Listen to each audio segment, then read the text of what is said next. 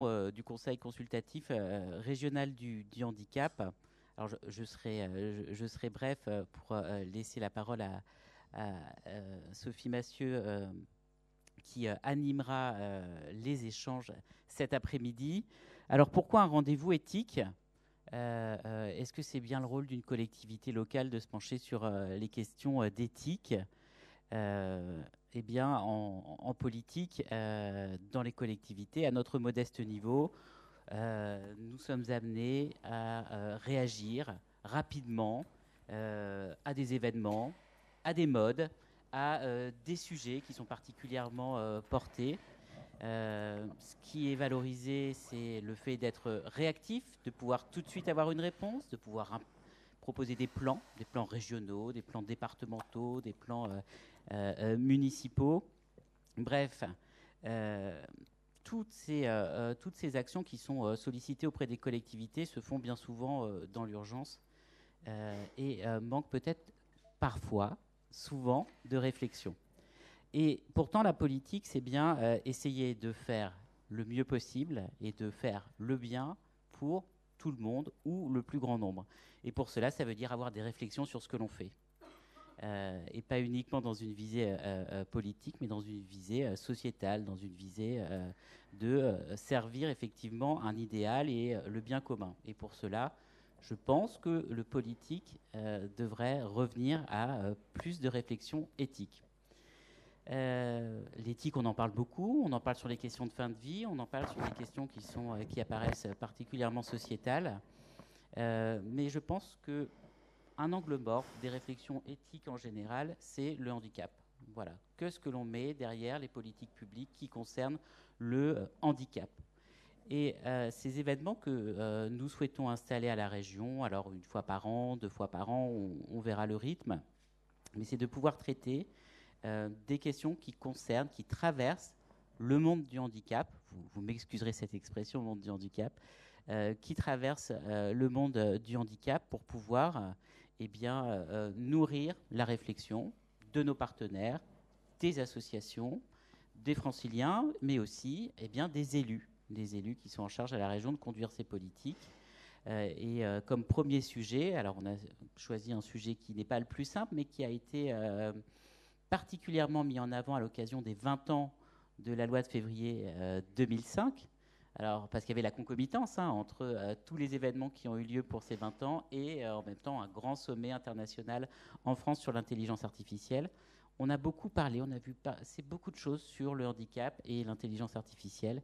Finalement, je pense qu'on a besoin d'aller plus en profondeur sur ce sujet, sur ce que cela va ouvrir comme perspective aux personnes en situation de handicap, mais aussi les questions que nous devons nous poser, si on veut, sur un temps moyen et un temps long, avoir des politiques efficaces et éthiques. Voilà, c'est tout l'enjeu, pas très modeste, de ces rencontres.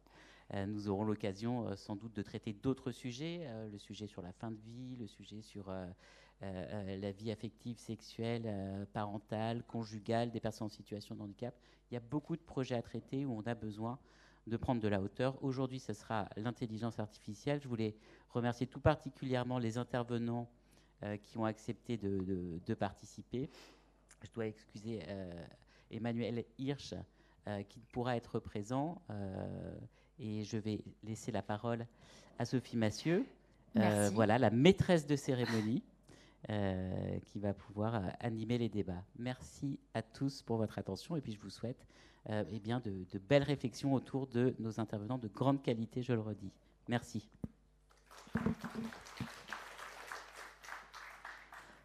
Évidemment, c'est quand il faut prendre la parole qu'on a envie de tousser. Pardonnez-moi. Bonjour à tous, donc journaliste notamment pour le Bimédia Faire face, mieux vivre le handicap, magazine avec lequel cette fin d'après-midi est organisée. Enfin, on est en partenariat et on va commencer avant cette table ronde par une présentation du magazine par Valérie Di-Chiapari, sa rédactrice en chef. Valérie, si tu me rejoins, s'il te plaît. Installe-toi. On va pas faire semblant de ne pas se connaître, on travaille ensemble. Non, on se connaît très bien. Et depuis plusieurs années. Voilà, dis-nous, qu'est-ce que c'est que ce magazine? Voilà, donc moi je suis Valérie Di-Chiapari, la rédactrice en chef du magazine Faire face et du site éponyme faire-face.fr. Donc Faire Face, c'est un bimédia spécialisé sur le handicap, qui a la particularité, entre autres, d'être édité par une association qui est APF France Handicap, qui le finance en partie, ce qui est quand même assez rare, nos autres recettes provenant de la régie publicitaire et de nos abonnés. Voilà, parce qu'on a des abonnés. Donc Faire Face, le magazine, c'est un bimestriel. Et tous les 2 mois, à la une, on propose un dossier. Et en mars-avril, nous avons consacré le dossier du numéro à la question de l'IA et handicap. Alors, qu'est-ce qu'on a fait ? On a fait une plongée la plus pratique et aussi la plus réflexive possible, si je puis dire. D'abord, on s'est demandé c'est quoi l'IA exactement, parce que alors tout le monde en parle, mais on ne sait peut-être pas exactement de quoi il s'agit. On a rencontré Mathieu Travers, donc un Normand atteint d'une amyotrophie spinale, qui est un véritable geek et qui vit au rythme des algorithmes, pour montrer comment, dans son quotidien, l'IA lui était utile. On a demandé également à OpenAI et Midjourney de nous créer des images de personnes en situation de handicap, et on n'a pas été déçus, si je puis dire, dans les représentations et les stéréotypes que ça véhicule. Voilà, mais vous pourrez prendre connaissance de tout ça dans le magazine qui vous a été remis. On a aussi fait un focus sur les avancées en matière de santé grâce à l'IA. Et bien sûr, on s'est posé beaucoup de questions éthiques, à la fois sur les avancées que permet l'intelligence artificielle, mais aussi sur les risques qu'elle pose, notamment en matière de protection des données, d'accroissement des discriminations, ou encore comment dire ça, et bien d'autres choses encore. Voilà, j'ai un petit trou, mais les intervenants en parleront bien mieux que moi. Donc, suite à ce travail, le Conseil consultatif du handicap de la région Île-de-France nous a sollicité pour ce partenariat et cette première table ronde éthique. Et je l'en remercie. Je vous remercie. Voilà. Peut-être qu'il y en aura d'autres. On verra. Je pense que peut-être encore plus que d'autres avancées technologiques avant elle, l'intelligence artificielle nous demande de bien réfléchir à ce concret, pourquoi et aussi comment. Mais je vais laisser les spécialistes prendre la parole. Voilà, je vous souhaite une bonne table ronde. Merci beaucoup. Merci. Et je passe la parole à Sophie. Merci Valérie. N'hésitez pas à regarder le magazine qui vous a été distribué, offert par la région. Vous aurez aussi toutes les informations sur comment vous abonner, si ça vous intéresse. Et vous savez que la presse vit aussi des abonnements, même si on a le soutien financier de notre éditeur, comme vous l'avez très bien expliqué Valérie. Sans abonnés, on n'a pas de lecteurs. Sans lecteurs, tout ce qu'on fait n'a pas beaucoup de sens. Voilà. Alors, merci beaucoup. On va donc entamer cette table ronde et entamer véritablement la réflexion. Je vais appeler les intervenants à me rejoindre. Serge Picot, directeur de recherche à l'INSERM, à l'Institut de la Vision. Anne-Lise Giraud, Sensé-Caniche, directrice de l'Institut de l'Audition et de l'Institut hospitalo-universitaire Reconnect. Rodolphe Gelin, aujourd'hui expert leader intelligence artificielle chez Renault Group, mais qui, ingénieur des ponts et chaussées, a aussi beaucoup travaillé en matière de robotique et ainsi sur le handicap, le grand âge. Et Claude Kirchner, qui est notamment président, je dis notamment parce que voilà, président du Comité national consultatif éthique du numérique. Merci beaucoup à toutes seules et à tous. Nous allons procéder en 2 temps. D'abord, découvrir en quoi nos invités peuvent aujourd'hui s'appuyer sur l'intelligence artificielle dans leur recherche, en somme, voir les réponses qu'elle contribue à apporter, puis nous attacherons ensuite aux questions, peut-être finalement plus nombreuses, comme l'esquissait Valérie, que cette intelligence artificielle pose. Et puis, bien sûr, vous aurez ensuite la possibilité d'intervenir pour interroger les chercheurs ici présents ou pour partager vos doutes, vos enthousiasmes, vos expériences. au questionnement. Voilà, on aura un petit temps interactif. Avant tout ça, on va faire aujourd'hui, comme on l'a pu le faire dans Fairface, mais comme vous ne l'avez peut-être pas encore tous lu, on va commencer par définir ce que c'est que les deux notions clés que sont l'intelligence artificielle et l'éthique, finalement. Commençons peut-être donc, si vous le voulez bien, avec vous, Claude Kirchner, par définir ce que c'est que cette intelligence artificielle, notamment l'intelligence artificielle qu'on dit générative. Qu'est-ce que c'est que ça? Qu'est-ce que c'est que cette bébête? Voilà, le micro fonctionne. Oui. Et, pour aller dans le même sens que vous, Sophie, je vais tousser un petit peu. Et donc, merci beaucoup pour l'invitation. Bonjour à vous toutes, bonsoir à vous toutes et tous.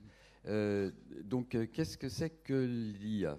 Alors, c'est un buzzword, pour commencer, qui a été conçu non pas en français, mais en anglais, dans les années 50, en 1955-56 à peu près. Et donc, Artificial Intelligence. Et vous savez qu'en anglais, intelligence a plusieurs significations. Elle a la signification intelligence, mais aussi renseignement. Et donc, dans ce contexte-là, il y avait une certaine ambiguïté déjà dans le terme. Il y en a toujours une. Et aujourd'hui, qu'est-ce que c'est que quelque chose d'artificiel? Ça, on arrive assez facilement à le définir. Qu'est-ce que c'est que l'intelligence? C'est pas simple à définir du tout. On en discutait à propos des humains, à propos des animaux. Voilà. Donc on est dans une situation où on a là vraiment un terme qui n'a pas, qui attrape l'attention, mais je dirais dans l'état actuel des choses, c'est sa seule qualité. Alors qu'est-ce que ça recouvre néanmoins techniquement? Et là, de ce côté-là, il faut comprendre que ce domaine est un domaine scientifique et technologique qui est un sous-domaine du numérique. Le numérique, c'est tout ce qui va représenter à la fois l'informatique, les mathématiques, la physique, mais aussi tout ce qui va être la robotique, la science des réseaux, la science des données. Donc l'ensemble de ces disciplines, de ces scientifiques, technologiques et leurs applications, en particulier en interaction avec nous, en interaction avec nous, donc au niveau cognitif. Tout ça, c'est ce que désigne le numérique de façon très englobante, en particulier en France et en français. Et donc, dans cet ensemble-là, il y a un sous-ensemble scientifique et technologique qui concerne, je dirais, la modélisation et l'utilisation de systèmes qui ressemblent davantage à l'humain qu'une calculette. Bon, même si... quand je vous dis 2 plus 2, tout de suite vous imaginez le résultat. Donc, en tant qu'humain, là c'est un calcul, mais quand on cherche à réfléchir davantage, quand on cherche à pouvoir prendre des décisions relativement à soit un budget, mais aussi à des décisions dans nos vies, au moment d'une naissance, au moment d'un partage avec des personnes. En fait, on va se retrouver dans la situation où il faut prendre des décisions qui sont humaines. Et donc, ces systèmes dits d'intelligence artificielle, ils ont disons, la capacité à imiter certains de nos comportements. Parmi ces comportements, il y a celui qui consiste à savoir apprendre et à partir d'un certain apprentissage, à savoir prendre des décisions ou restituer les éléments de l'apprentissage. Et donc ça aujourd'hui, depuis 1955, les années 50, on va dire, donc vous voyez, 75 ans, depuis 75 ans, on travaille en numérique en général et en particulier sur ces technologies qui cherchent à nous rapprocher plus de ce qu'on pourrait appeler le cœur de l'humain, au sens de ce que les humains savent faire en termes de prise de décision.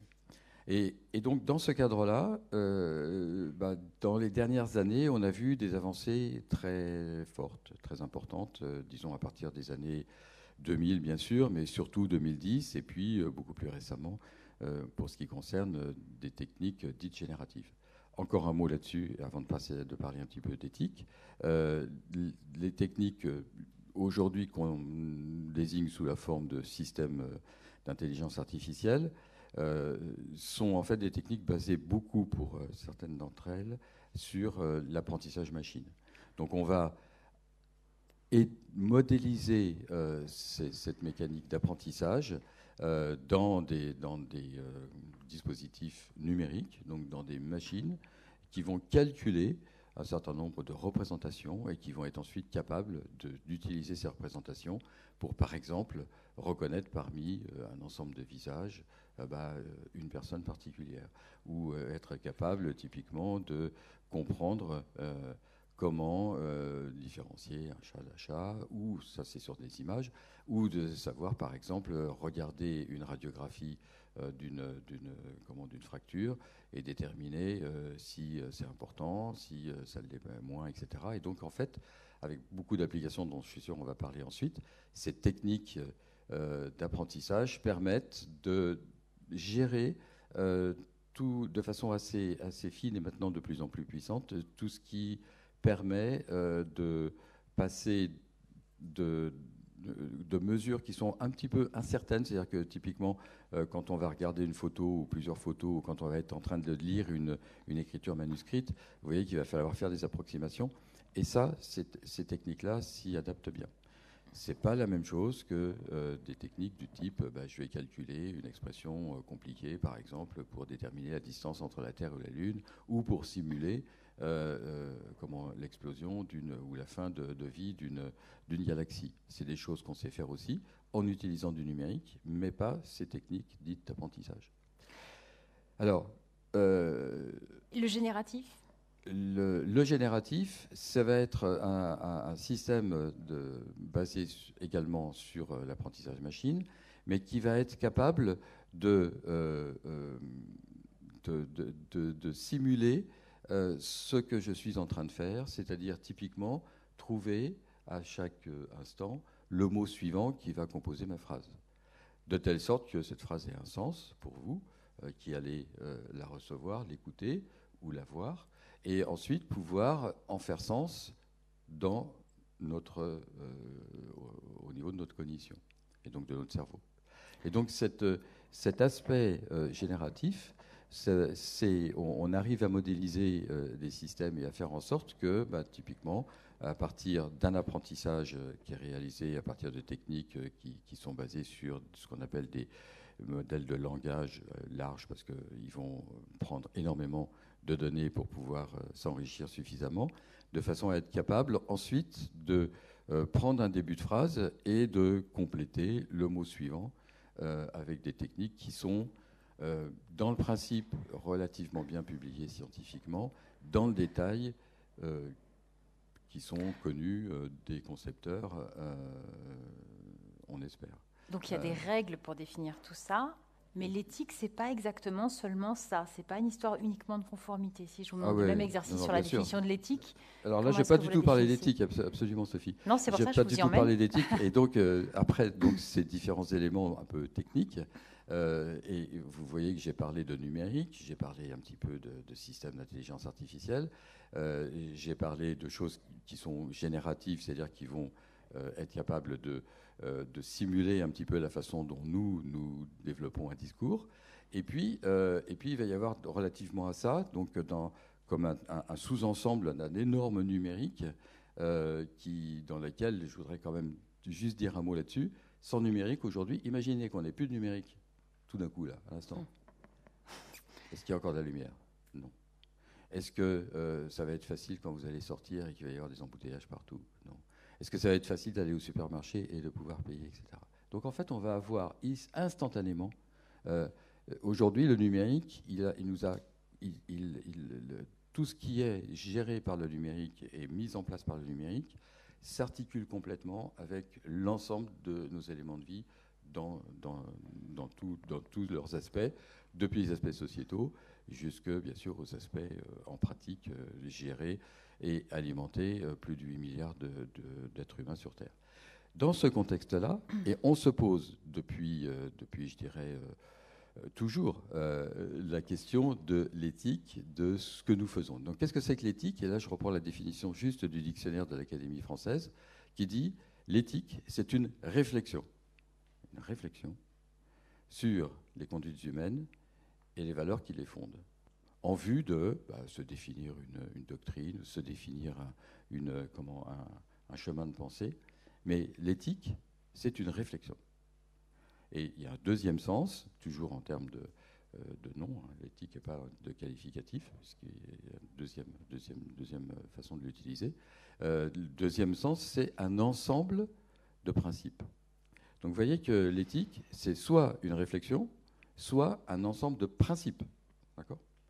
Et donc, dans ce cadre-là, au niveau du numérique et au niveau de l'IA, quelles sont ces réflexions qu'il faut développer pour comprendre un petit peu quand on va utiliser un texte qui génère un système numérique qui génère du langage, typiquement de l'écrit, ou qui peut générer aussi des images.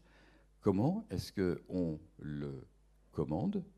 Comment est-ce qu'on comprend ce qu'il produit à partir de nos commandes? Il ne faut pas oublier que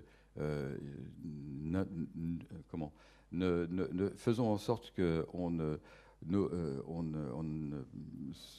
fasse pas l'erreur de anthropomorphiser notre relation aux machines.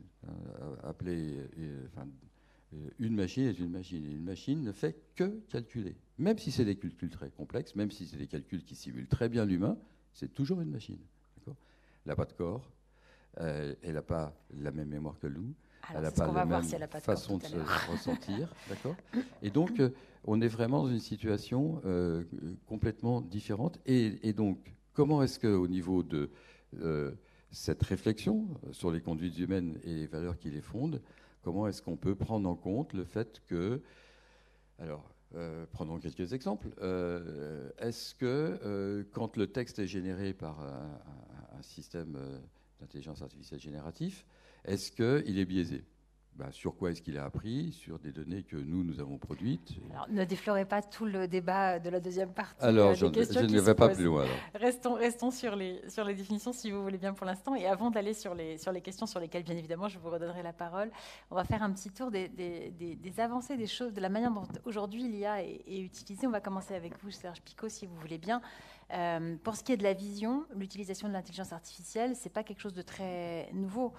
Monsieur Kirchner disait qu'on a commencé à parler de cette expression des années 50, mais il y a aussi une utilisation en matière de vision qui est pas neuve, et notamment parce que finalement comprendre un réseau neuronal humain, ça a un petit point commun avec la compréhension d'un réseau neuronal d'IA.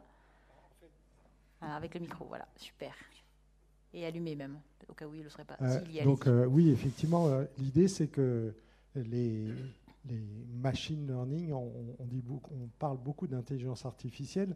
Avant, on appelait ça un peu les réseaux neuronaux. Et en fait, c'est la base un peu de toute l'intelligence artificielle, ces réseaux de neurones. Et donc, en fait, nous travaillons sur des réseaux de neurones qui en fait, nous permettent de voir. Et donc, depuis déjà très longtemps, on essaye de créer en fait des réseaux de neurones artificiels qui pourraient en fait faire les mêmes traitements que, par exemple, la rétine. Donc, on appelait ça des rétines artificielles. Donc, en fait, c'est quand même très, très proche. Et là, on a beaucoup de collègues à l'Institut de la Vision, par exemple, qui mesurent comment, en fait, la rétine interprète les signaux et qui veulent après voir comment, en fait, on peut modéliser ça et quel calcul, en fait, réalise la rétine. Donc, il y a toute cette partie d'intelligence artificielle, mais c'est vrai que plus ça va, plus on pense utiliser, parce que nous, en fait, on est dans notre problématique, c'est de comprendre la vision, de prévenir les pathologies oculaires, voire de restaurer la vision. Donc, on se demande aussi si on ne pourrait pas utiliser toutes ces rétines artificielles ou toute cette machine learning sur la vision pour éventuellement, après, pouvoir introduire à différents niveaux du système visuel des informations chez les patients qui sont aveugles. Parce qu'en fait, si on veut introduire, par exemple, des informations visuelles au niveau du cortex visuel pour ceux qui ont perdu le lien œil-cerveau, eh ben, en fait, il va peut-être falloir faire pré-mâcher un peu cette information visuelle pour pouvoir l'introduire. Et donc, en fait, c'est là où on pense que l'intelligence artificielle pourrait faire ces pré-traitements. Donc, il y a tout cet aspect où on espère utiliser, en fait, cette intelligence artificielle dans les approches de restauration visuelle. Puis après, à l'Institut de la Vision, on vient d'obtenir un financement avec Sorbonne Université qui s'appelle Post-GenAI, et où en fait l'idée c'est d'utiliser les données de l'hôpital en ophtalmologie pour essayer de modéliser le diagnostic des patients, pour créer des jumeaux numériques de patients et pour essayer d'améliorer la prise en charge des patients. Pour faire une forme de prédiction de l'évolution possible d'une maladie, par exemple. L'idée, c'est de pouvoir, par exemple, en fait, maintenant, il y a des techniques d'imagerie qui permettent de visualiser quand même l'évolution de certaines maladies, comme par exemple la dégénérescence maculaire liée à l'âge. Et en fait, ce qui serait formidable, c'est d'avoir une machine qui nous dise, ce patient, dans 2 ans, si on ne fait pas de traitement, il sera à ce point-là. Il y aura eu telle évolution. Et comme ça, eh bien, on pourrait commencer à tester des traitements thérapeutiques parce qu'on pourrait voir est-ce qu'on change cette courbe. Donc on voit tout l'intérêt de pouvoir prédire l'évolution du patient. Et donc si la machine est capable de nous le dire, eh bien, on devrait être capable de tirer parti de ça dans les essais cliniques et démontrer une efficacité d'un traitement. Il y a déjà aussi du machine learning qui permet, à partir d'un fond d'œil, de dire si vous avez a priori un Alzheimer ou pas. Donc en fait, c'est intéressant de se dire, est-ce que la machine, un jour, elle va être capable aussi de prédire avant les troubles cognitifs que vous êtes potentiellement susceptible d'avoir un Alzheimer bientôt, parce qu'aussi, on pourrait rapidement vous inclure dans des essais cliniques pour essayer de trouver une molécule qui prévienne l'évolution de la maladie. Donc en fait, nous, on est vraiment dans utiliser l'intelligence artificielle pour essayer de prévenir les maladies ou pour éventuellement restaurer des fonctions. Merci. On viendra à vous aussi, bien sûr, pour la partie questionnement. On va partir vers Annelise Giraud. Alors vous travaillez sur une interface cerveau-humain-machine pour retrouver une parole dont on est privé en raison d'une maladie, d'un handicap, etc. Ça suppose de décoder la pensée, ni plus ni moins. Expliquez-nous ça. Donc oui, en effet, là on va toucher les problèmes éthiques. Donc on a des personnes qui ont perdu l'usage de la parole, en général pour des raisons motrices. Ça peut être aigu suite à un AVC du tronc cérébral, par exemple, ou neurodégénératif, ou de naissance, d'autres troubles de naissance. Et donc chez ces personnes qui ont surtout un trouble moteur, mais qui n'ont pas de trouble cognitif, le langage est présent, mais il est bloqué à l'intérieur du cerveau puisqu'il n'y a pas de possibilité d'articuler. Donc chez ces personnes, l'idée, c'est d'interfacer directement le cortex. Donc évidemment, on doit ouvrir la boîte crânienne, placer des électrodes sur le cortex, sur les régions du cortex. Donc je vais plutôt montrer mon cerveau gauche, puisque c'est à gauche que ça se passe. Donc sur les régions qui traitent le langage dans le cerveau. Et ensuite, on va interfacer les réponses neuronales qu'on va recueillir avec la machine. C'est-à-dire que la machine va recueillir ces réponses, les décoder avec l'intelligence artificielle, puisqu'il va falloir qu'on fasse la connexion entre une activité neuronale et des mots que que la personne est en train de penser. Donc là, on a besoin de l'intelligence artificielle qui vont être des réseaux de neurones, enfin qui vont être des réseaux de neurones que nous, on va fabriquer nous-mêmes, mais qu'on va à nouveau interfacer avec les Large Language Models dont vous avez parlé, qui, eux, vont nous permettre de prédire beaucoup plus rapidement ce que la personne veut nous dire. Et la personne reçoit elle-même un feedback de sa propre pensée pour s'assurer que la machine a correctement décodé ce qu'elle voulait dire. Donc, en général, on va avoir un feedback qui va être visuel, c'est-à-dire que la personne pense, la machine décode et va écrire le texte de ce qui est pensé par la personne. Actuellement, il y a des développements encore plus, on va dire, révolutionnaires, où le feedback pourrait être la synthèse vocale de la propre voix du sujet qui aurait été enregistrée avant la maladie, et qui pose des problèmes particuliers, puisqu'il faut être vraiment très rapide dans cette boucle. Donc voilà, on est vraiment sur une utilisation de l'intelligence artificielle pour le handicap, mais avec des problèmes éthiques évidents qui sont le décodage de la parole pensée. Donc l'idée n'est pas de décoder la pensée, puisque la pensée n'est pas toujours de la parole, heureusement, mais de décoder la parole intentionnelle de la personne. Donc je vous rassure, il faut vraiment la coopération de la personne. La machine ne peut pas elle-même décider de décoder ce que la personne pense. Il faut vraiment que la personne ait cette volonté d'interagir avec sa machine pour s'exprimer. Comment on le garantit, ça ? Parce qu'effectivement, on pense tout le temps tout un tas de choses, tous, qu'on n'a pas forcément envie... On n'a pas forcément envie que tout le monde le sache. En fait, donc il y a plusieurs moyens. Déjà, on ne va pas interfacer tout notre cerveau. C'est-à-dire que quand on pense, on va penser visuel, on peut penser imagerie motrice, on peut passer langage, etc. Alors que là, on va avoir des électrodes qui vont être placées à des régions bien précises et en quelque sorte, la personne qui décide de communiquer via sa machine va devoir vraiment communiquer avec ces électrodes-là qui sont placées dans cette région-là de son cerveau. Ce qui pose des problèmes. Mais ça s'apprend ? Exactement, ça s'apprend. Et donc nous, on a une étude qui a été publiée récemment où on voit qu'au cours de plusieurs jours d'apprentissage, on a des réponses neuronales très spécifiques qui se mettent en place et qui sont justement, comme par hasard, celles qu'on connaît être impliquées dans le traitement de la parole, dans la perception et la production de la parole. Donc on a au départ de l'activité neuronale qui est un peu, on va dire, mal... c'est un peu le bazar. Oui, c'est un peu mal le bazar, orienté. voilà. Et au fur et à mesure, il y a à la fois l'apprentissage de la machine de l'activité neuronale et l'apprentissage du sujet des performances de sa machine. Et on doit évidemment mettre à jour régulièrement ce que la machine apprend en fonction de ce que le sujet, des capacités que le sujet a apprises pour interagir avec cette machine.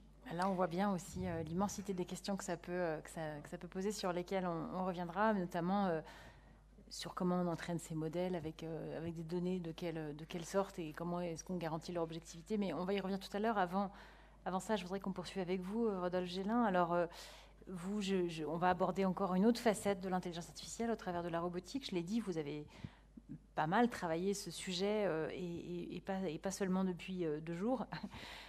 Et pour vous, voilà, les performances s'améliorent et ça se démocratise. Est-ce que vous pouvez nous dire un petit peu d'où on est parti en robotique, où on en est aujourd'hui ? Alors, on est parti des automates, il y a très très longtemps, des machines qui exécutaient toujours les mêmes gestes. Et donc, on ne pouvait pas vraiment parler de robots parce qu'il n'y avait pas de boucle de prise en compte de ce qui se passait dans l'environnement pour adapter les mouvements. Et puis, plus le temps a passé, et notamment... avec l'arrivée de l'intelligence artificielle, le robot, les machines ont été capables de prendre en compte leur environnement, notamment par la vision, mais aussi un peu par l'audition, et puis de réagir en fonction de ce qu'ils voyaient et de ce qu'ils entendaient. Et donc là, on arrive vraiment aujourd'hui à des robots avec lesquels il est de plus en plus facile d'interagir et pour lesquels il est de plus en plus facile d'interagir avec l'environnement parce que leur compréhension, leur modélisation du monde est de qualité meilleure, toujours meilleure. Donc aujourd'hui, et alors avec les grands modèles de langage dont on a parlé, mais aussi les grands modèles visuels, aujourd'hui, on a des systèmes qui sont capables, alors de la même façon que vous parlez de tout et de n'importe quoi avec une machine, et elle comprend plus ou moins, en tout cas elle est capable de répondre et d'interagir et de continuer votre discussion à peu près sur tous les sujets que vous abordez. Là, la nouveauté avec les grands modèles visuels, c'est que de la même façon, vous leur montrez à peu près n'importe quoi, et ils sont capables de comprendre que vous êtes il y a une table, il y a des verres, il y a un support pour le micro parce qu'il va reconnaître qu'il y a une image de micro sur le support. Et tout ça est basé, alors que vous n'avez pas fait d'apprentissage spécifique. En fait, la particularité de ces grands modèles, c'est qu'on ne fait plus d'apprentissage spécifique. Ça a été très bien expliqué à l'instant là que pour apprendre à, excusez-moi l'expression, lire dans les pensées de la personne, il a fallu faire un grand apprentissage, c'est-à-dire que la personne doit se forcer à penser. Corrigez-moi si je me trompe, mais dans le principe, c'est ça. On la force à penser à quelque chose et on dit à la machine, voilà ce que la personne a pensé. Donc on fait un apprentissage supervisé. On lui dit, voilà les signaux que tu vois dans le cerveau, voilà ce que ça voulait dire.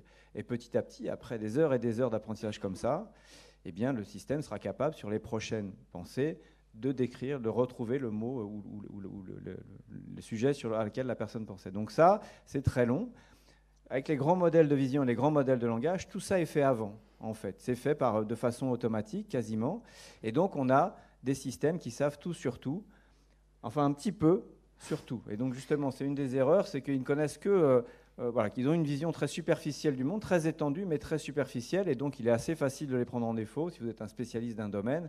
Voilà, ils n'ont qu'une connaissance très, je dirais, grand public, mainstream des choses. Et c'est comme ça qu'on arrive à tomber, comme vous le disiez, dans des clichés quand on lui demande de représenter une personne en situation de handicap. Voilà. Donc, aujourd'hui, ces robots, vous les mettez devant un environnement comme celui-là, et le robot va comprendre qu'il y a 2 verres, 2 bouteilles, il dit il y a sans doute 2 personnes qui ne sont pas très loin, etc. Et tout ça, avant d'avoir ces grands modèles de langage, parce que le langage, on modélise le langage, mais au passage, on modélise aussi la compréhension du monde. C'est vraiment assez fascinant de voir comment simplement modéliser le langage, c'est-à-dire quel mot vient après. Derrière, en fait, pour réussir à modéliser aussi bien le langage, le système a une espèce de compréhension du monde. Alors les spécialistes n'aiment pas dire que l'IA comprend, parce que l'IA n'est qu'un perroquet qui répète, mais ça donne quasiment l'impression qu'elle comprend notre monde. Et donc là, si on lui montre ça, et on lui dit « mais il y a combien de personnes autour de la table ?» Elle va dire 2. Alors qu'on ne lui a jamais expliqué à compter, etc. Donc, et que ce n'est pas vrai. Là, par exemple. En l'occurrence, ce n'est pas vrai, mais elle va dire... Non, mais c'est intéressant, parce que voilà. ça veut dire qu'il faut se méfier. Ce n'est pas parce qu'il y a 2 verres et 2 bouteilles qu'il y a 2 personnes. Ce serait trop simple. Ça serait trop simple, mais c'est quand même le genre de conclusion, de décision que nous, on prendrait spontanément si on n'a pas d'autres informations. Et donc, là, une démonstration qui a été faite il y a assez récemment, et qui, moi, m'a vraiment fait comprendre qu'on avait franchi une étape dans le monde de la robotique. C'est un environnement où on voyait un robot devant une cuisine, et devant, il y avait de la vaisselle sale, de la vaisselle propre, etc. Et on lui demande au robot, qu'est-ce que tu vois? Et donc il dit, je vois des verres qui sont sales, je vois une pomme qui est là. Et alors, est-ce que tout ça est bien rangé? Il dit non, la pomme, elle ne devrait pas être là. La vaisselle sale, ça serait bien qu'elle soit propre et que je la mette là. Voilà. Donc tout ça est arrivé simplement avec des grands modèles de langage et des grands modèles visuels. Avant d'avoir ces grands modèles, pour faire ça... Ça veut dire que les robots sont maniaques, quoi. Ça veut dire qu'ils ont été éduqués, en effet, par des gens qui rangent les choses. Et donc, tout ça pour dire qu'avant de faire ça, avant d'avoir ces grands modèles, il fallait décrire le monde. Il fallait expliquer au robot, voilà le monde tel qu'il est. Les verres servent à boire. Les verres peuvent être propres ou sales. Les verres propres sont rangés à tel endroit. Les verres sales sont souvent... Voilà, il fallait tout lui expliquer avec des ontologies. Et donc, c'était extrêmement lourd. On n'arrivait jamais à décrire complètement le monde tel qu'il était, et le robot tombait toujours dans des trucs dans lesquels il n'était jamais passé.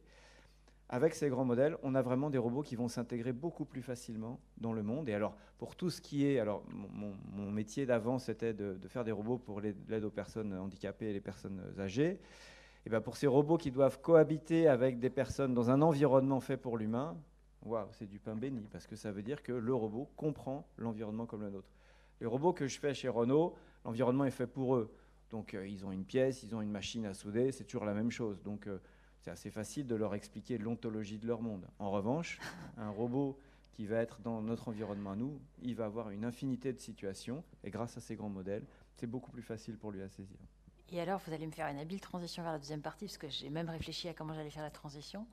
Vous avez qu'à voir si j'ai pas fait appel à un robot, j'ai travaillé toute seule comme une grande. Ils ressemblent à quoi, ces robots? Ils ont quelle tête? Ceux qui sont supposés aider les personnes en situation de handicap ou vieillissantes. Alors, ils ont quelle forme? Une forme humanoïde? Voilà, donc il y a plusieurs écoles en fait. Il y a des écoles qui disent qu'il faut absolument un humanoïde, pour la bonne raison que vous allez le faire interagir dans un environnement qui a été fait par l'homme. Et donc, à moins d'être dans le domicile d'une personne en fauteuil, il va y avoir des marches, il va y avoir des obstacles à franchir, donc on est assez content d'avoir des jambes. Et puis il y a des objets à saisir qui ne sont pas forcément attrapables avec des pinces toutes simples ou avec des ventouses, donc c'est bien que le système ait des mains. Et puis après aussi pour la partie interaction, on s'est aperçu que quand la machine était juste une boîte de conserve avec un bras dessus, les gens n'interagissaient pas spontanément avec. Alors si vous connaissez Star Wars, vous voyez dans Star Wars, il y a le robot R2, le grand robot 6PO qui est très humanoïde, et qui est d'ailleurs fait pour l'interaction avec les gens. Il connaît des milliards de langues, et puis les diplomates, etc. Et puis vous avez R2D2, qui ressemble à une boîte de conserve, et avec lui, l'interaction, je ne sais pas si vous voyez comment c'est, lui, il sifflote, et il faut que vous vous appreniez les sifflotements, un peu comme vous expliquiez, la personne apprend à utiliser son intelligence artificielle. Là, c'est l'humain qui doit faire l'effort pour interagir avec cette machine qui sifflote. Alors évidemment, ça n'a aucun sens scientifique, personne ne ferait ça, personne ne ferait un robot qui sifflote, un robot qui est destiné à interagir avec les gens. Mais voilà, tout ça pour dire que là, on voit 2 formes possibles de robots suivant leur destination. Et certains, alors l'inconvénient de la forme humanoïde, c'est vous les trompez, vous les faire croire que c'est des vrais gens, etc. Et donc, il vaut mieux des robots qui choisissent leur camp et qui soient vraiment des machines. Donc, le robot que moi j'avais fait, il était humanoïde pour des raisons de praticité, comme je vous l'ai dit, pour pouvoir interagir dans un... Mais en revanche, on voyait tout de suite que c'était une machine. Il avait une tête toute ronde, bon, bref, il n'y avait pas photo sur le fait que c'était une machine. D'autres ont essayé. Il y avait un japonais très célèbre, Ishiguro, qui voulait à tout prix faire un robot humanoïde qui était parfaitement non distinguable d'un être humain. Et alors là, en effet, on commence à se poser des questions. Pourquoi fait-il ça voilà. Bon, on va en reparler par la suite. Et puis d'autres font des boîtes à roulettes avec un bras dessus, et puis voilà, avec lequel l'interaction est plus difficile quand même. Vous, votre avis là-dessus, il vaut mieux que ça ait une forme humaine ou... Tout dépend des tâches qu'on veut lui faire faire. Alors voilà, donc il y avait le fameux. Alors je ne sais pas si vous avez entendu parler de Bruno Bonnel, qui est aujourd'hui en charge du programme France 2030. Il a été un grand artisan de la robotique en France. Et lui était un fervent défenseur du robot non humanoïde. Il disait, pour passer aspirateur, achetez un robot aspirateur. Pour un robot qui nettoie les vitres, un robot nettoyage. Voilà. Et puis nous, quand on était chez Aldébaran, on disait, on va faire un robot qui sait tout faire. Voilà. Et donc, c'était des combats sans fin, très bienveillants. Mais voilà, ces 2 approches, je ne sais pas qui a raison. On verra ce que nous dira l'avenir. L'inconvénient de la robotique humanoïde, c'est que c'est très compliqué à faire mécaniquement. Et donc, ça coûte très cher. Et donc, c'est vrai que, mais ça peut avoir des applications innombrables. La vérité n'est pas encore sortie du puits. On va demander à Claude Kirchner s'il a une part de la vérité, ou en tout cas une part de sa vérité. Vous disiez tout à l'heure, monsieur, avant que je ne vous arrête, puisque vous allez nous en dire trop...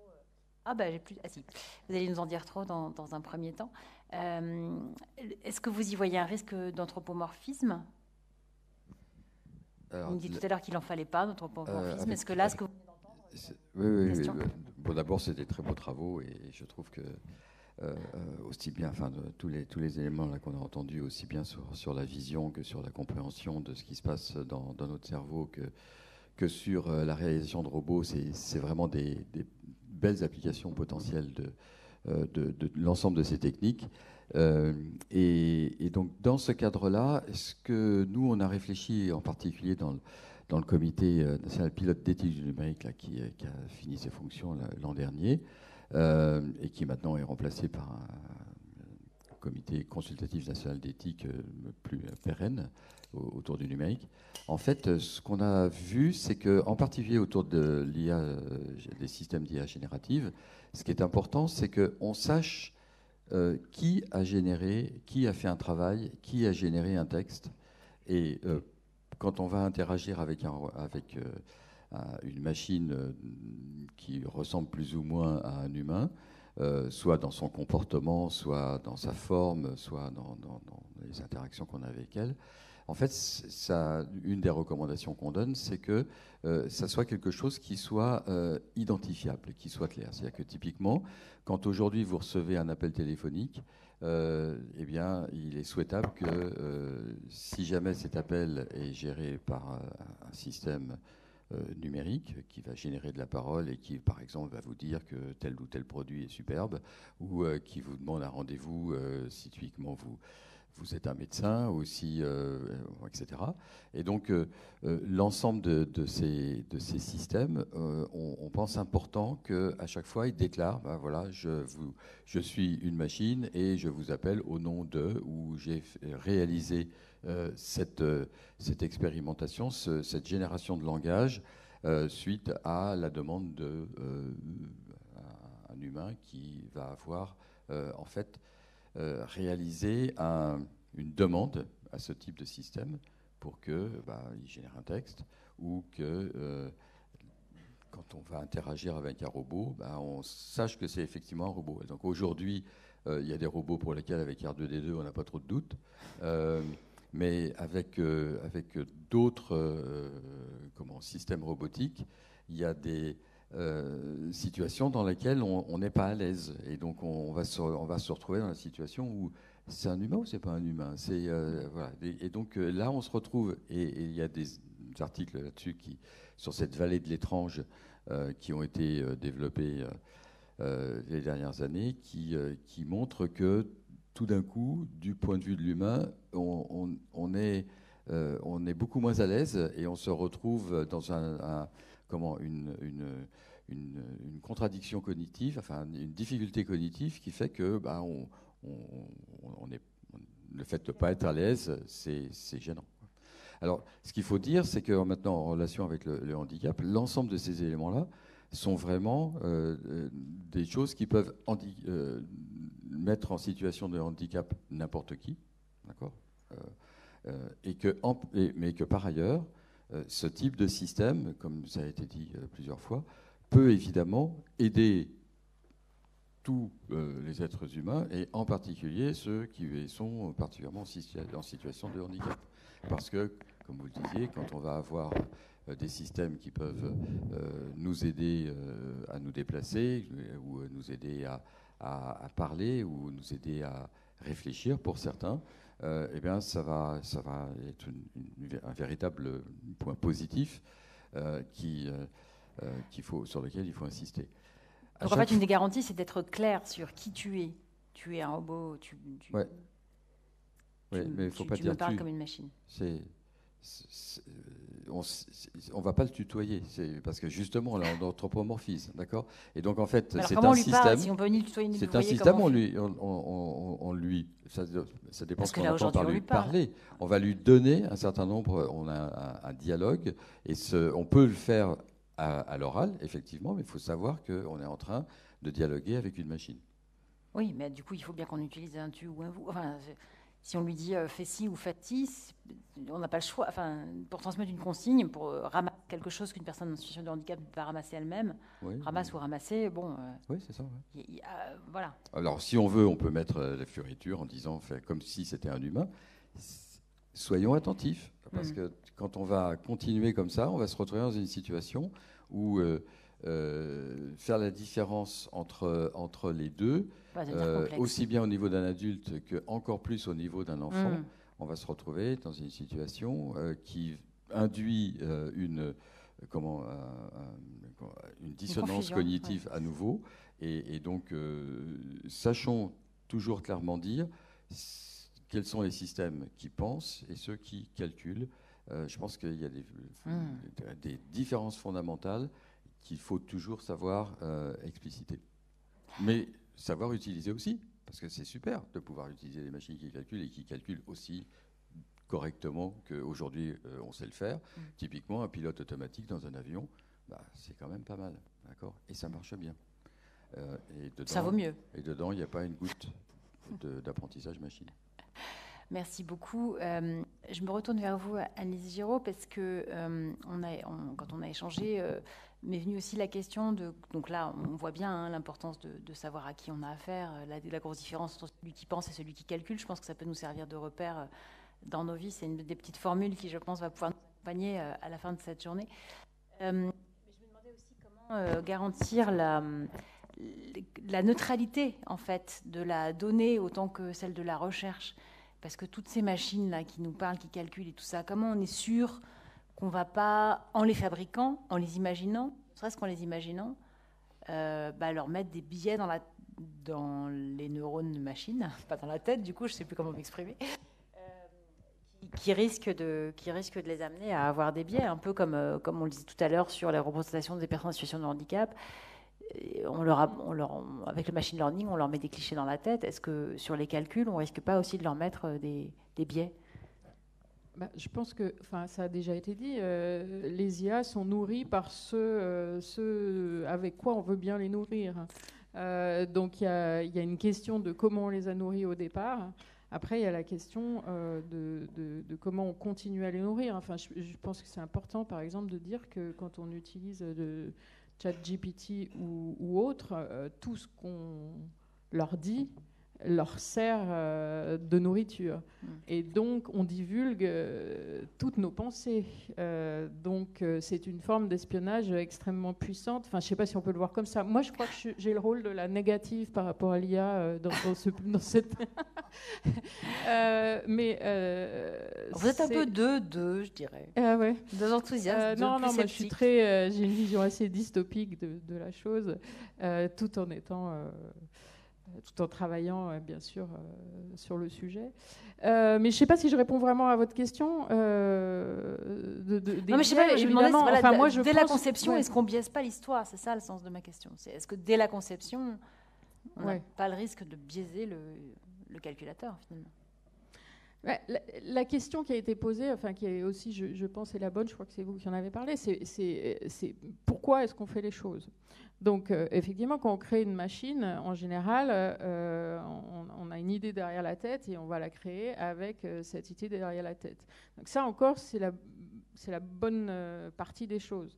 La moins bonne partie, et que je trouve particulièrement dystopique, c'est quand on fait les choses juste parce qu'on le peut. Et il y a beaucoup de choses qui sont faites dans le domaine de la science, juste parce qu'on le peut, avec très peu d'idées de ce qui sera fait après avec.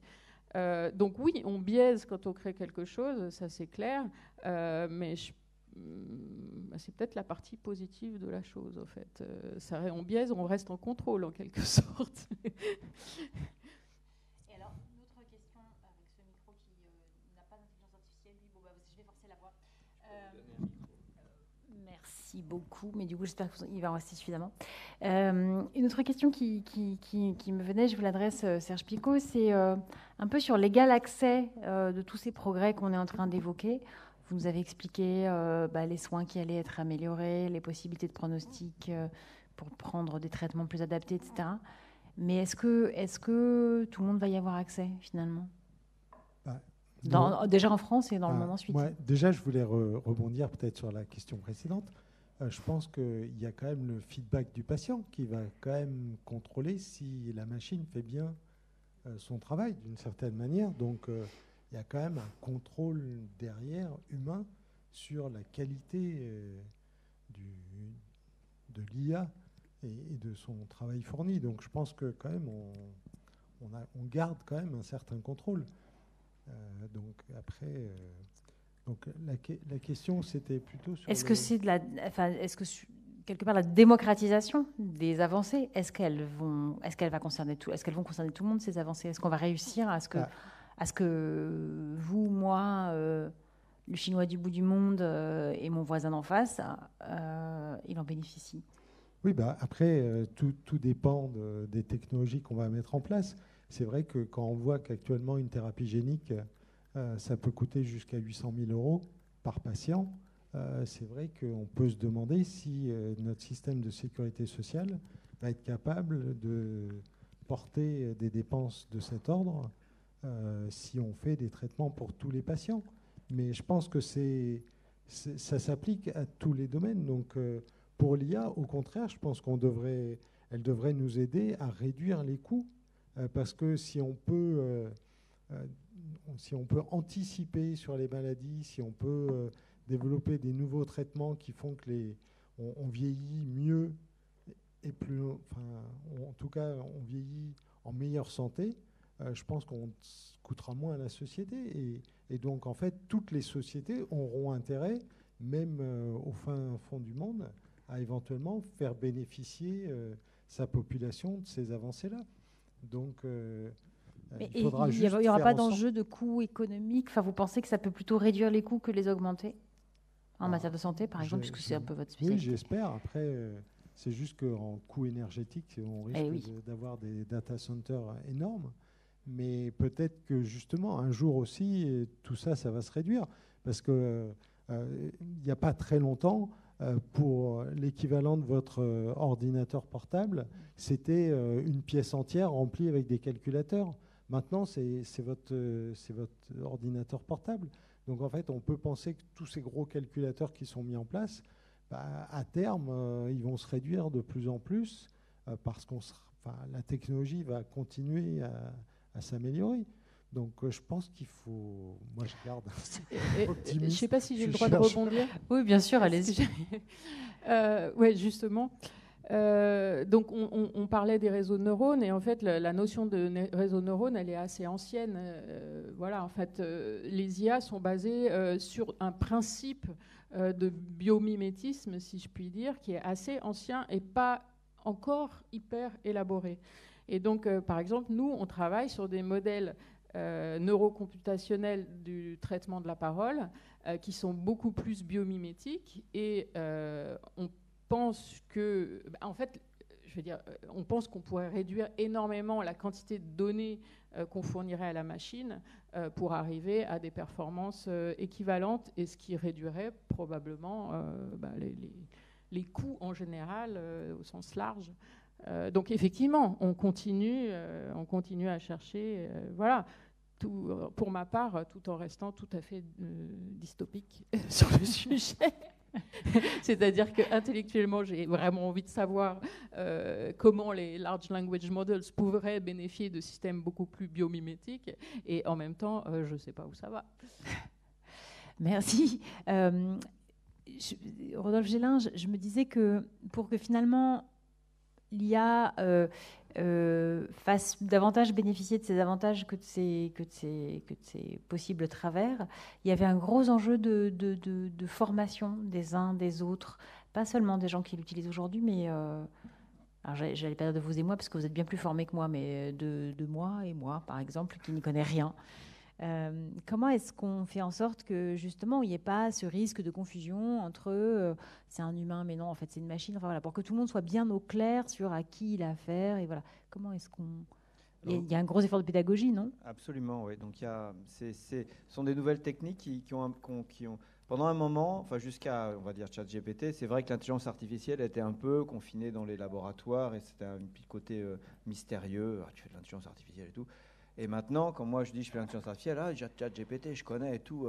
Toi, j'ai essayé ça, t'as vu le nouveau modèle truc. Moi, je suis complètement dépassé parce que les gens ils jouent beaucoup plus que moi avec tout ça. Donc, je me dis qu'il y a, grâce à ChatGPT, une espèce de diffusion un peu plus grande quand même dans la société de ce que fait l'IA et de ses bons côtés et aussi de ses limites. Tout le monde s'est amusé à prendre en défaut ChatGPT. Et ça, c'est super parce que ça veut dire que les gens, petit à petit, voient ce que ça sait faire et comprennent ce que ça ne sait pas faire. Et il faut généraliser ça. Alors évidemment, tout le monde n'a pas d'ordinateur chez soi, etc. Donc il faut continuer à faire un enseignement assez tôt, et à tous les niveaux. Ce qui est bien maintenant, c'est qu'avec l'exemple de ChatGPT, on n'a pas besoin d'avoir un super gros calculateur chez soi, on n'a pas besoin d'avoir des millions de données pour faire son apprentissage. On peut déjà, rien qu'avec ces nouvelles IA, toucher la limite et voir que en fait ça ne comprend pas, voir que ça parle très bien. Et voilà. Donc ça fait partie des premières étapes de formation. Et voilà, nous, chez Renault, on a, je me permets, on a décidé qu'il fallait que tout le monde ait un minimum de formation sur comment fonctionne ce ChatGPT, parce que tout le monde a commencé à jouer avec, et on s'est dit c'est très bien, parce qu'on veut être une société high-tech, donc il faut que tout le monde, dans tout son boulot, chacun dans son boulot, voit comment ça peut nous aider à travailler mieux. Mais on veut aussi que pour ça, les gens aient un minimum de formation. Donc on a certains qui avaient commencé à travailler avec ces outils-là, ont formé leurs collègues, et qui eux-mêmes ont reformé leurs collègues. Et de proche en proche, là, par boule de neige, on a formé déjà à peu près 15 000 personnes chez Renault. On est 100 000 chez Renault en tout.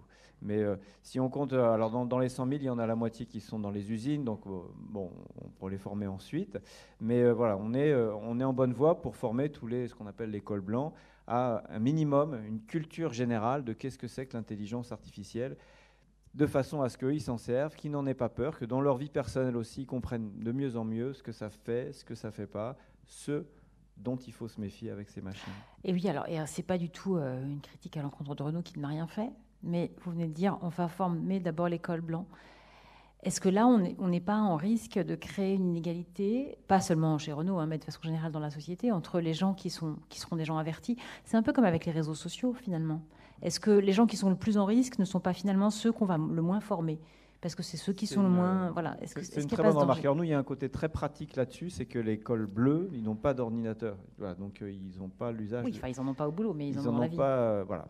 Donc, cela dit, on ne leur interdit pas de venir, hein, mais c'est-à-dire que nous, on s'est focalisé. Mais ce que vous dites est vrai, hein, il y a ce risque, en effet, qu'il y ait une certaine partie de la population. Alors, Renault n'a pas la vocation à être le formateur de la Terre entière. Hein, j'entends bien, mais c'est en vous entendant que ça m'y fait penser. C'est-à-dire, je me dis, finalement, on va former les gens qui sont insérés, qui ont un travail, parce que l'entreprise va les former, qui sont à l'école, parce qu'ils sont à l'école.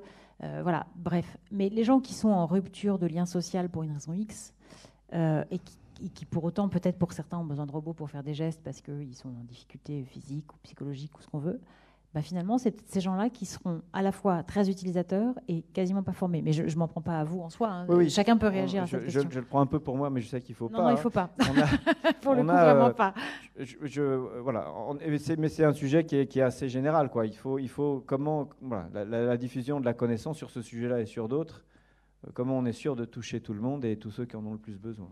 Mais à l'école, ils sont formés. Enfin, moi, ayant des enfants ados, je trouve que justement, on commence à leur apprendre très très bien. Enfin, je les trouve déjà meilleurs que nous dans l'usage des IA, notamment en langage. Tant mieux. Mais ce qui aujourd'hui n'est pas acté, c'est que on est depuis l'école maternelle, l'école élémentaire, le collège et le lycée, qu'on ait des vraies formations en termes de numérique et en particulier sur les systèmes d'intelligence artificielle. Et aujourd'hui, ce n'est pas le cas. Et donc là, on a vraiment, en particulier en France, une déficience depuis très longtemps sur l'éducation au numérique. Je demande dans la salle ici qui s'est retrouvé en situation d'apprentissage du numérique à l'école, au collège ou au lycée. Après, c'est différent, parce qu'on a eu certaines approches différentes. Donc on a eu quelques améliorations récemment, avec typiquement un CAPES et une agrégation pour l'enseignement typiquement d'informatique qui ont été créés. Mais aujourd'hui, on n'a pas un programme volontaire, non pas d'apprentissage à l'utilisation de ces systèmes numériques, mais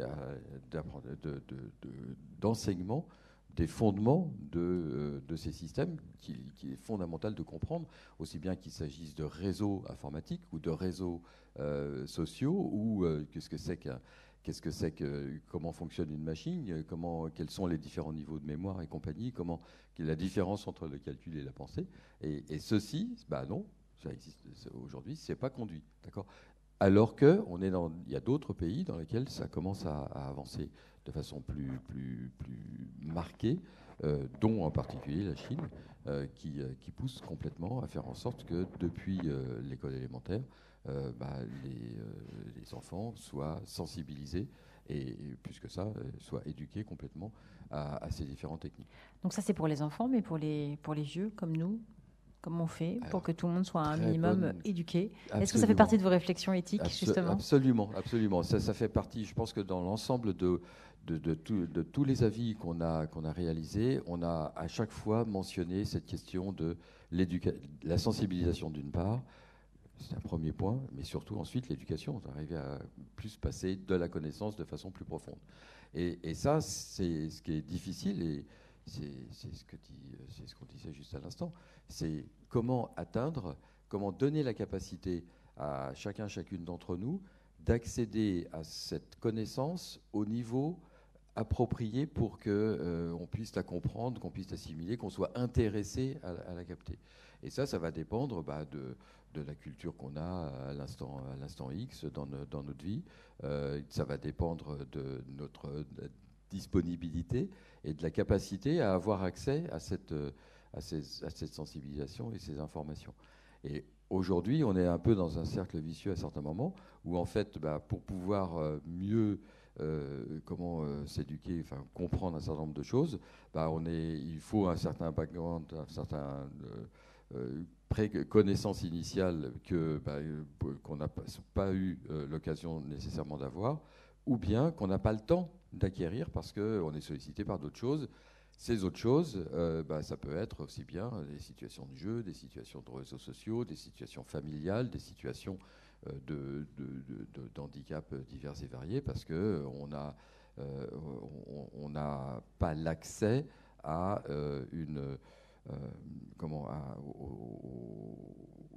à ces connaissances. Et l'accès à ces connaissances, il peut se jouer en particulier grâce au numérique et en particulier au système d'IA qui peuvent s'adapter beaucoup plus facilement à chacune d'entre nous.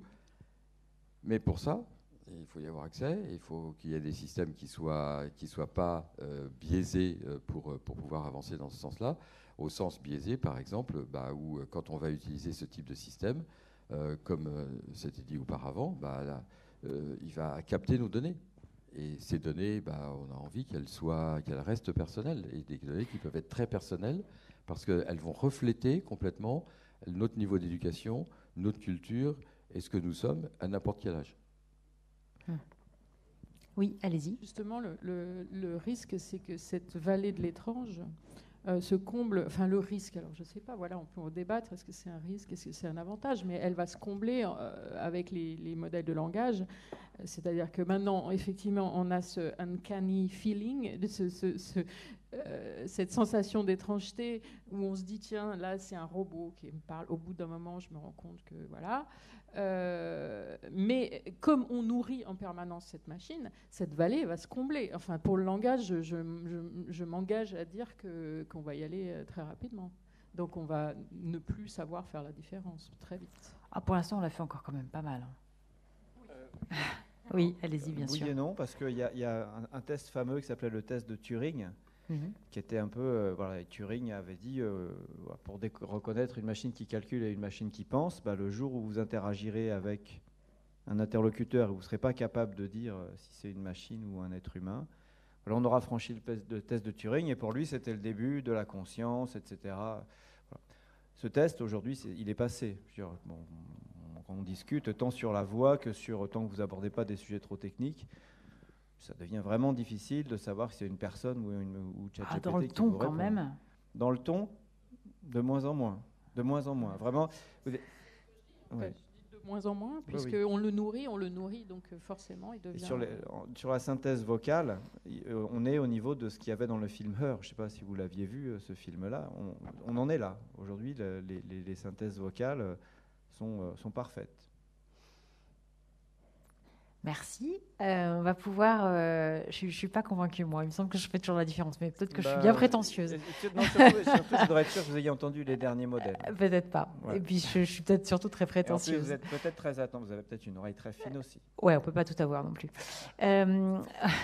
On va prendre, merci à tous, des questionnements peut-être, s'il y en a parmi vous qui êtes face à nous, des commentaires, profitez-en, c'est pas tous les jours qu'on a une telle, pardonnez-moi, brochette de cerveau qui pense face à nous et autour de nous, alors c'est le moment ou jamais. Peut-être se présenter, à quel titre Christian Rossignol, l'Union nationale des amis et familles des personnes handicapées psychiques. Parce que depuis le début, j'entends beaucoup derrière ces propos les questions d'intelligence, de compréhension, de logique, de capacité cognitive.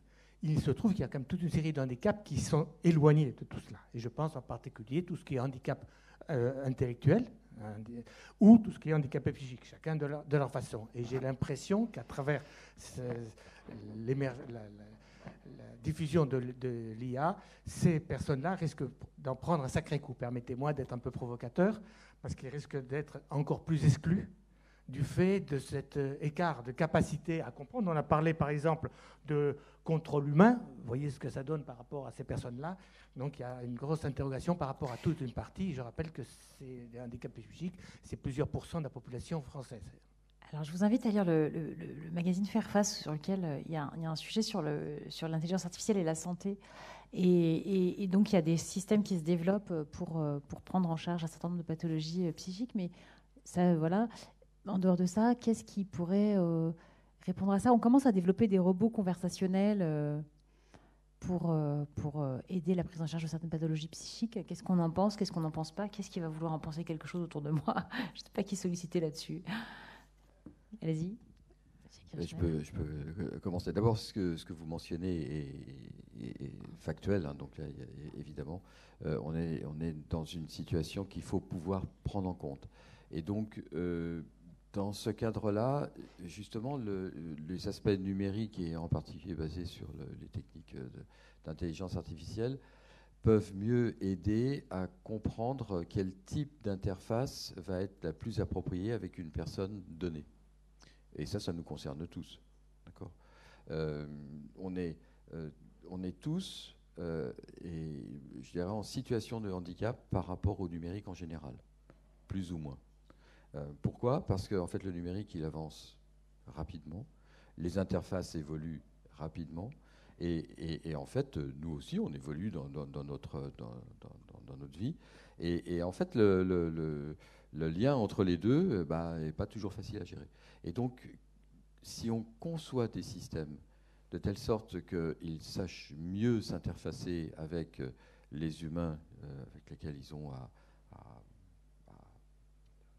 interagir, merci, je pense que ça fait vraiment partie de la conception qu'on doit avoir de ce type de système. Alors maintenant, il y a là un enjeu d'éthique qui est le suivant.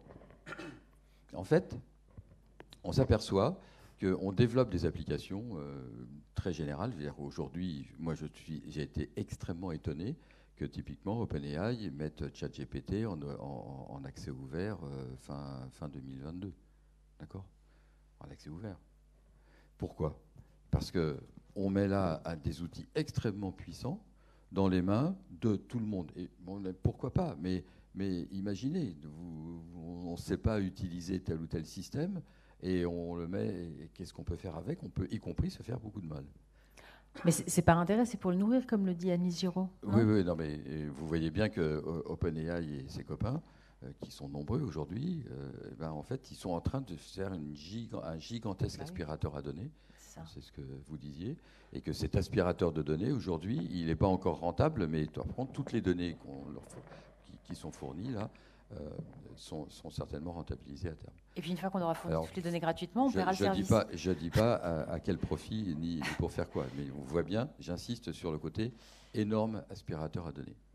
Et donc, pour finir, sur votre question et ce que ça me suggère, je pense qu'on est dans une situation où la qualité de l'interface avec l'utilisateur s'améliore énormément.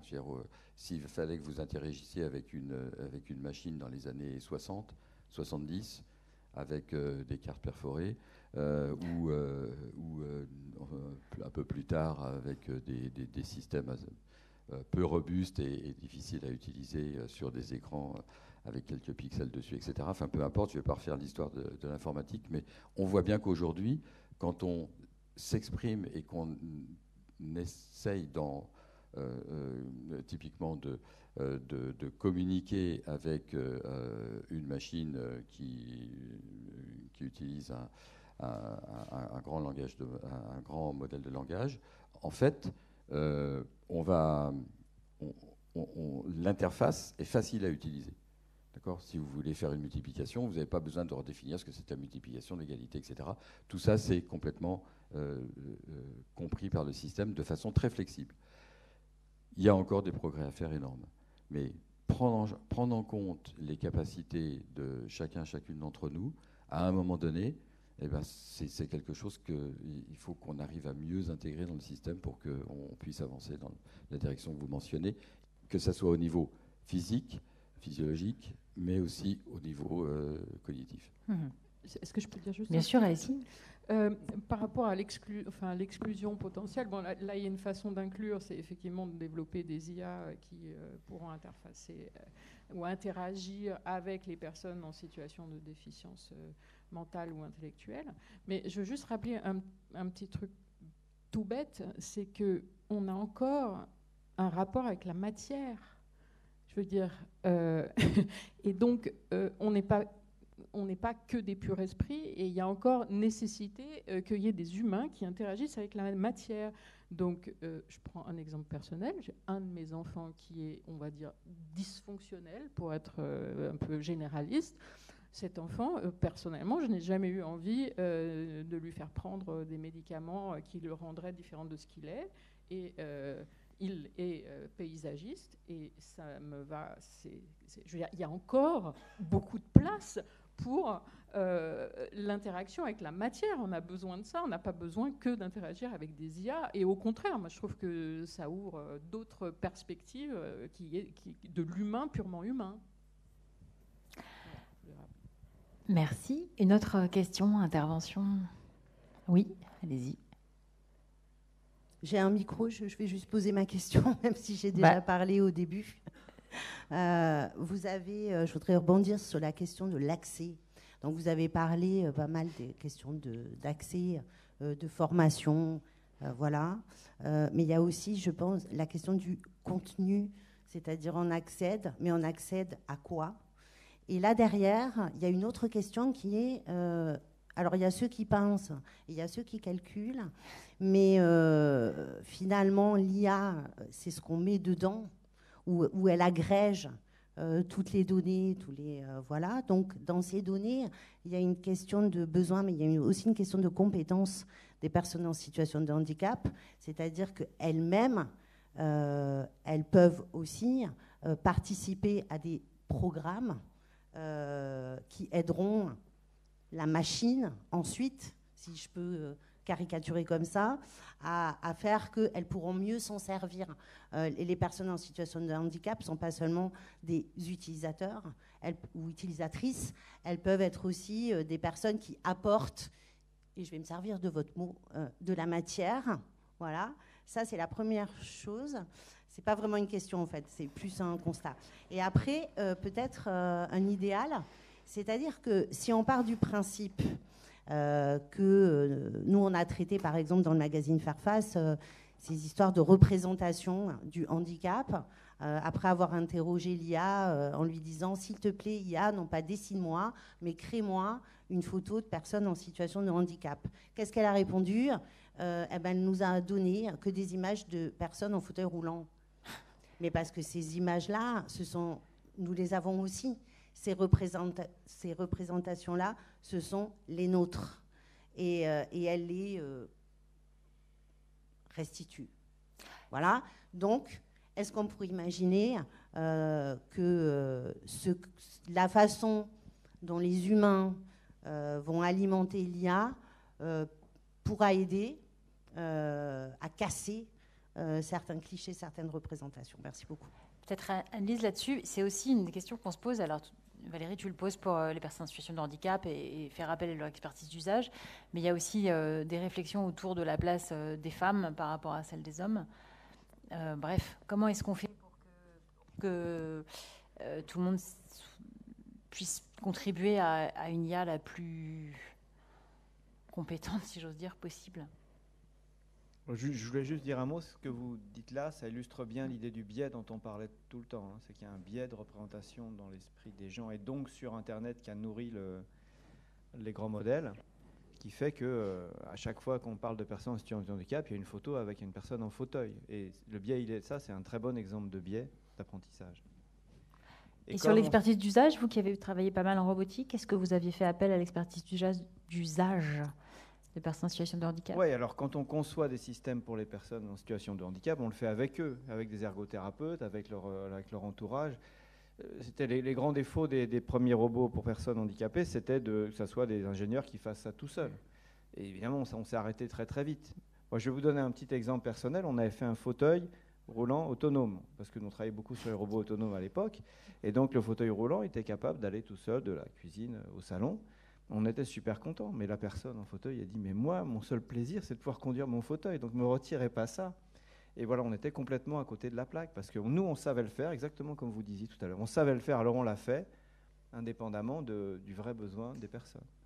Donc il y a des personnes que ça pouvait aider, mais dans le principe, voilà, on était mal parti. Donc oui, on a appris à partir des besoins, et parfois, on s'aperçoit que la solution technologique n'est pas intéressante pour le scientifique, mais qu'elle rend de grands services à la personne. Donc il faut doser ça.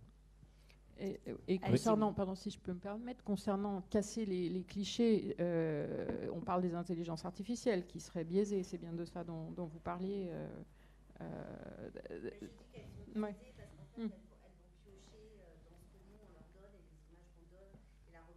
Ouais.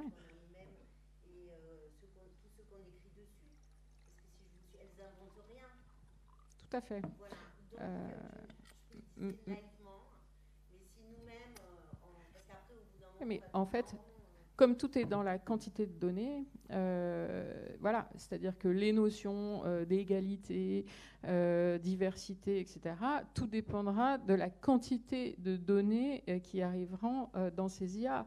Et donc, si on est sur des mouvements qui sont confidentiels, ça n'arrivera pas.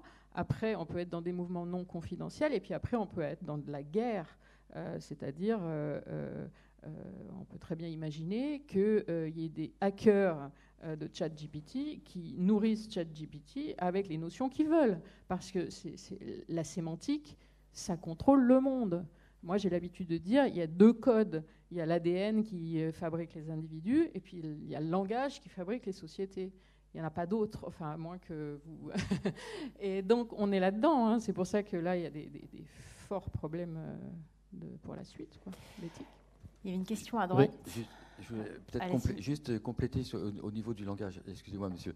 Je pense que ce qui est vraiment important de comprendre, comme vous venez de le dire, c'est que ces systèmes, enfin, quand on utilise ce type de système, parce qu'on peut utiliser d'autres types de systèmes pour faire aussi un certain nombre d'actions dans lesquelles il n'y a pas nécessairement de l'apprentissage, d'accord ?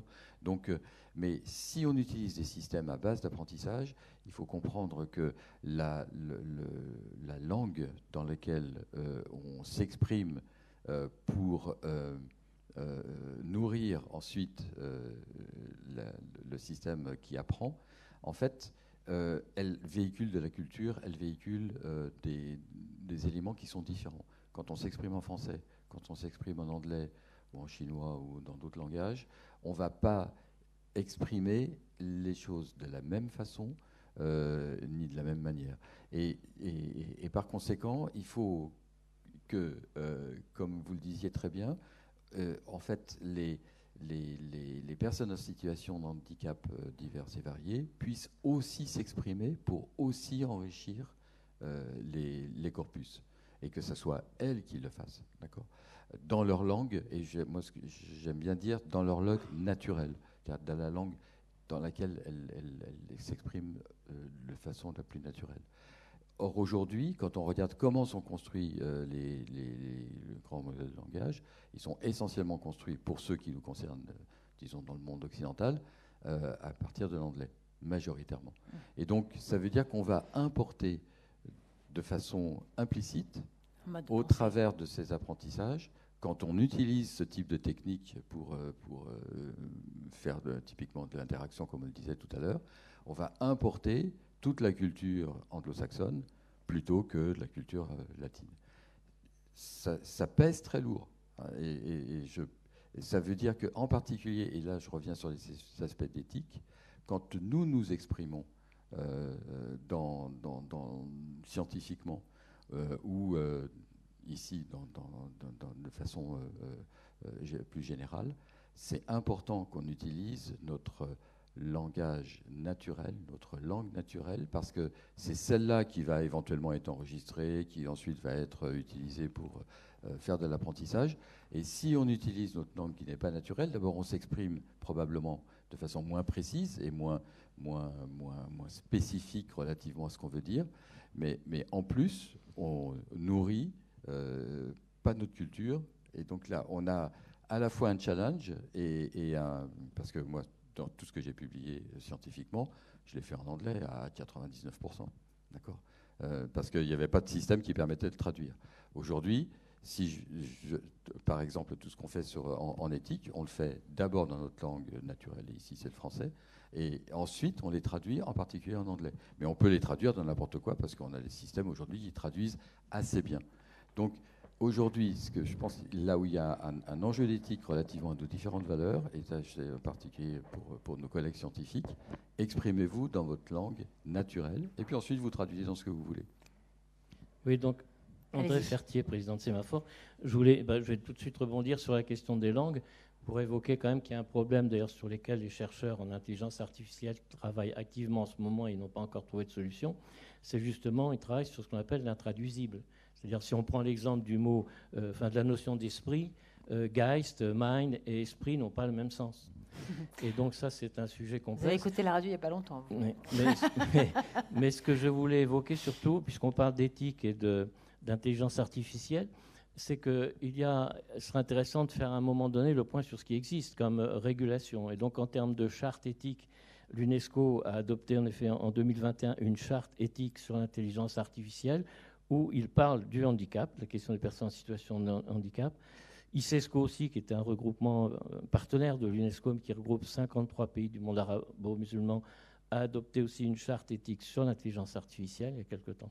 Et sinon, ce que je voulais dire, puisque, madame, vous avez parlé des interfaces machine-cerveau, le Chili a été le premier État au monde à adopter une loi pour protéger ce qu'ils appellent les neurodroits face à ce problème, justement, d'interface cerveau-machine. Donc on voit qu'il y a des mécanismes de régulation qui se mettent en place. Et là, vous n'avez pas parlé d'une dimension particulière qui est vraiment importante, je trouve, c'est que l'intelligence artificielle aujourd'hui est capable de décoder, de capter et de décoder les émotions. Et d'ailleurs, il y a eu une régulation, puisque l'intelligence artificielle aujourd'hui en France est autorisée dans le cadre des entretiens d'embauche, mais il est interdit de l'utiliser pour le décodage, par exemple, des émotions. Et puis, ce que je voulais dire, puisqu'on a parlé des personnes en souffrance psychique, je voulais évoquer qu'il y a eu des études sur l'utilisation de ChatGPT qui montrent qu'il y a des phénomènes massifs d'addiction, parce que justement, moi-même, j'en suis pas là, mais enfin, je me suis investi depuis 2-3 mois de manière un peu plus forte sur ChatGPT. Et c'est vrai que ce qui est impressionnant, c'est que ChatGPT, d'abord, au bout d'un moment, on a plutôt la sensation, je trouve, non pas d'être avec un vérificateur d'orthographe, on en est très loin, mais avec la présence d'une entité quand même, parce que c'est en mode conversationnel, c'est au niveau où, par exemple, il va y avoir des jugements de valeur qui vont être prononcés par l'interlocuteur, enfin je dis l'interlocuteur machine, hein, je n'en suis pas à confondre, c'est-à-dire que même des jugements de valeur, c'est-à-dire qu'il va dire... Oui, alors votre texte, par exemple, est un texte avec un ton engagé. Vous attaquez telle valeur, etc. Vous questionnez. Donc, il y a des jugements même de valeur. Et aussi, et là, c'est sans reconnaissance, le visage, avec les émotions, etc. Et donc, en tous les cas, j'attire l'attention que, autant je suis d'accord avec les questions de la fracture numérique et que certaines personnes exclues n'auront pas accès facilement à ces outils, autant les gens qui sont en souffrance psychique peuvent, et qui sont dans l'isolement, peuvent d'autant plus tomber dans l'addiction. Et aussi, une dernière question, mais il y aurait tellement de choses à dire, depuis des années, il y a des gens qui s'interrogent quand même sur l'utilisation des robots dans les EHPAD, notamment donc en gériatrie, hein, les robots animaux. Moi-même, j'en ai vu, j'en ai eu dans les mains et j'en ai eu dans l'utilisation avec certaines personnes âgées. Il y a des robots qui remplace des animateurs en gériatrie. Hein. Madame, bougez les bras, levez les mains, tendez la jambe, etc. Donc là, en effet, ça pose la question de la déshumanisation. Tout ça, c'est vraiment des problèmes éthiques extrêmement importants. Moi, je l'avais remarqué en gériatrie dès qu'on a commencé à proposer des télécommandes pour régler les stores, où les personnes âgées disaient « bah oui, mais maintenant, on a moins de passages, de relations humaines, parce que... » on attend à ce qu'on le fasse nous-mêmes. Donc cette question quand même au-delà de la fascination sur les possibilités, moi-même je suis fasciné par les possibilités, ça pose énormément de questions plutôt qui relèvent de choix de société. Vers quelle société voulons-nous aller ?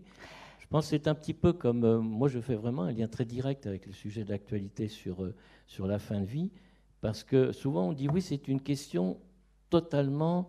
comme on dit, intime, hein, dans son intime conviction, pour soi-même, etc. Bien sûr, son âme et conscience. On ne va pas faire le débat sur la fin de vie aujourd'hui, Monsieur Fertier. Merci beaucoup, en tout cas, pour votre Non, parce que là, j'ai l'impression qu'on ne posait pas le fait que, par-delà ce qui se passe pour chaque individu dans sa relation à l'intelligence artificielle, il y a la question du choix de société. Alors, merci beaucoup. Je pense que si on a pas mal posé cette question de choix de société quand on a dit notamment que le langage, finalement, structurait une société, mais est-ce que quelqu'un a envie de réagir à ce qui vient d'être dit, notamment sur la question des émotions ? C'est un thème qu'en revanche on n'avait pas abordé. Est-ce que l'un ou l'une d'entre vous a quelque chose à en dire ?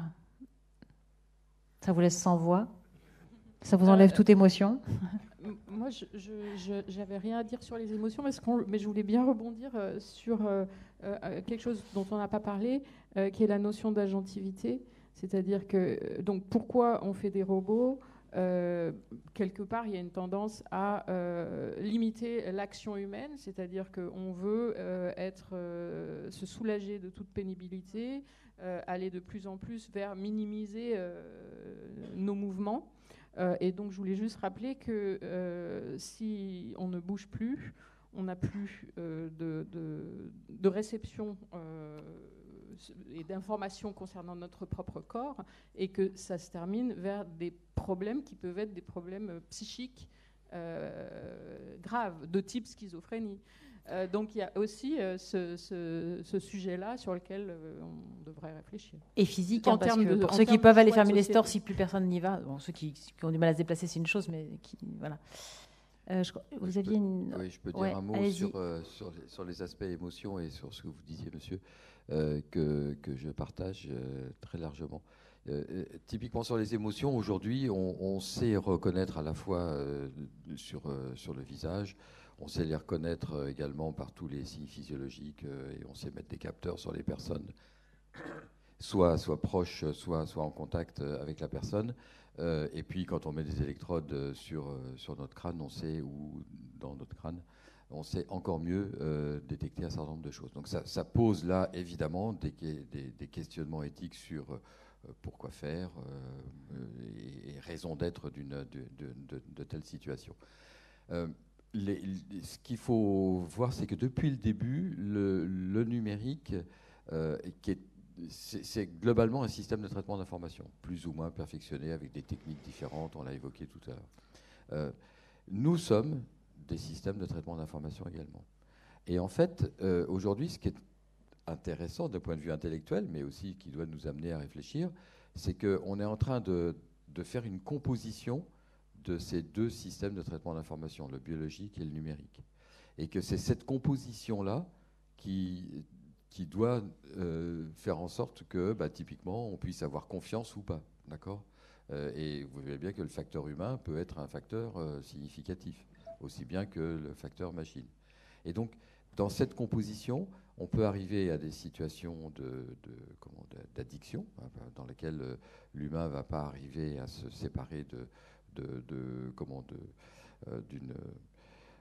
d'un aspect numérique qui va l'aider dans tel ou tel, ou l'addictionner dans un domaine ou dans un autre.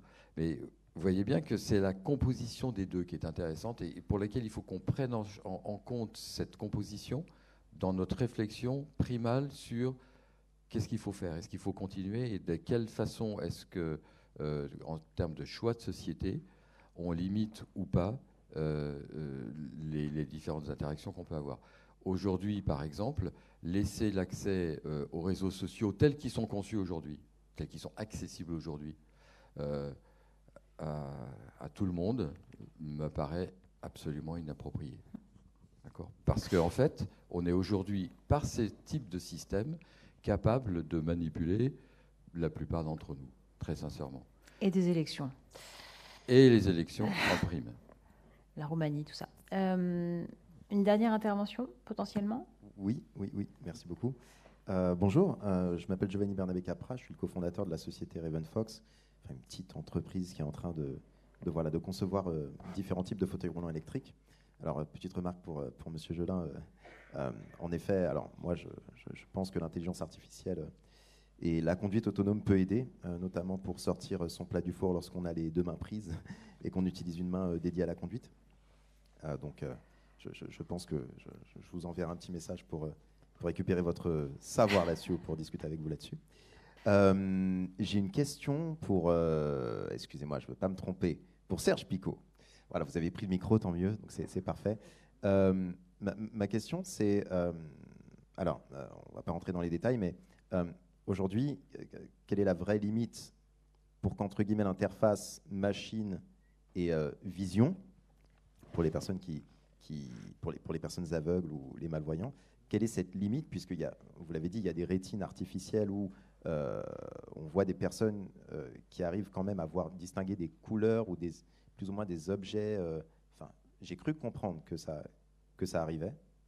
Et ma question, est-ce qu'on n'arrivera pas à un moment, à un stade, où l'intelligence artificielle, quand bien même on dit que qu'elle n'invente rien, mais bon, j'ai envie de dire, moi non plus, peut-être que je n'invente rien, puisque ma mère et mon père ont effectué un apprentissage, ainsi que vous. Hein. On ne sait jamais, le simple fait de se voir est aussi un apprentissage par moment. Est-ce qu'on n'arrivera pas à un stade où l'intelligence artificielle d'elle-même sera en capacité de faire ce travail de perfectionnement, peut-être même de recherche et d'invention pour pouvoir régler ces différents problèmes? Alors, 2 questions.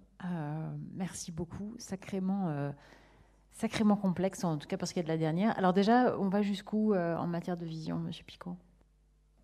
Déjà, en rétine artificielle, pour l'instant, il y a des petites puces électroniques qu'on peut mettre sous la rétine pour les patients qui perdent leur photorécepteur. Et le patient va récupérer une vision à peu près d'1/20e. Donc on est loin d'une vision parfaite. Ouais, c'est toujours mais ça. On redonne une certaine autonomie parce que le patient peut relire, par exemple. Il peut, par exemple, aller à la gare de Lyon, trouver sur quel quai il doit prendre le train, parce qu'il va être capable de lire les écriteaux. Et puis, en plus, il a un système de zoom qui lui permet de voir mieux qu'1/20e. Après, toute la question, c'est... Donc, on devrait pouvoir améliorer beaucoup ces systèmes-là. Donc, ça, c'est des systèmes pour les patients qui perdent leur photorécepteur. Il y a déjà des projections pour faire mieux. Nous, on travaille, en fait, pour stimuler au niveau du cortex visuel. Et en fait, l'idée, c'est que les électrodes, ça ne marche pas parce qu'en fait, vous mettez des choses rigides dans du cerveau qui est comme du yaourt.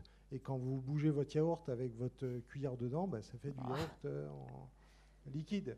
Et ce n'est pas ce que vous voulez faire avec votre cerveau. Donc, typiquement, on voudrait faire quelque chose... C'est pas de carte en temps vu comme ça, mais... Voilà. Donc, on veut faire quelque chose à distance. Et l'idée, c'est que on aurait pu faire ce qu'on appelle l'optogénétique, c'est-à-dire stimuler par la lumière des neurones qu'on rend sensibles à la lumière en leur faisant exprimer des protéines d'algues qui sont photosensibles. La difficulté, c'est que la lumière ne pénètre pas très profondément dans le cerveau. Donc, on a choisi de faire ce qu'on appelle la sonogénétique, où en fait, on veut rendre les neurones du cerveau sensibles aux ultrasons, parce que les ultrasons pénètrent très bien les tissus. On a des belles images d'échographie prénatale. Donc, si on peut faire des belles images, on doit pouvoir aussi projeter des belles images. Et donc, mon collègue Michael Tanter est un spécialiste des ultrasons. Il est convaincu qu'on va le faire, qu'on va réussir. Donc, on a déjà démontré la faisabilité de cette approche sur des rongeurs où on est capable d'avoir une très bonne résolution spatiale et temporelle pour activer les neurones de cette manière. On est déjà en train d'essayer de voir si on pourrait faire voir des formes de cette manière à des animaux. Et après, il faudra un jour peut-être aller chez l'humain.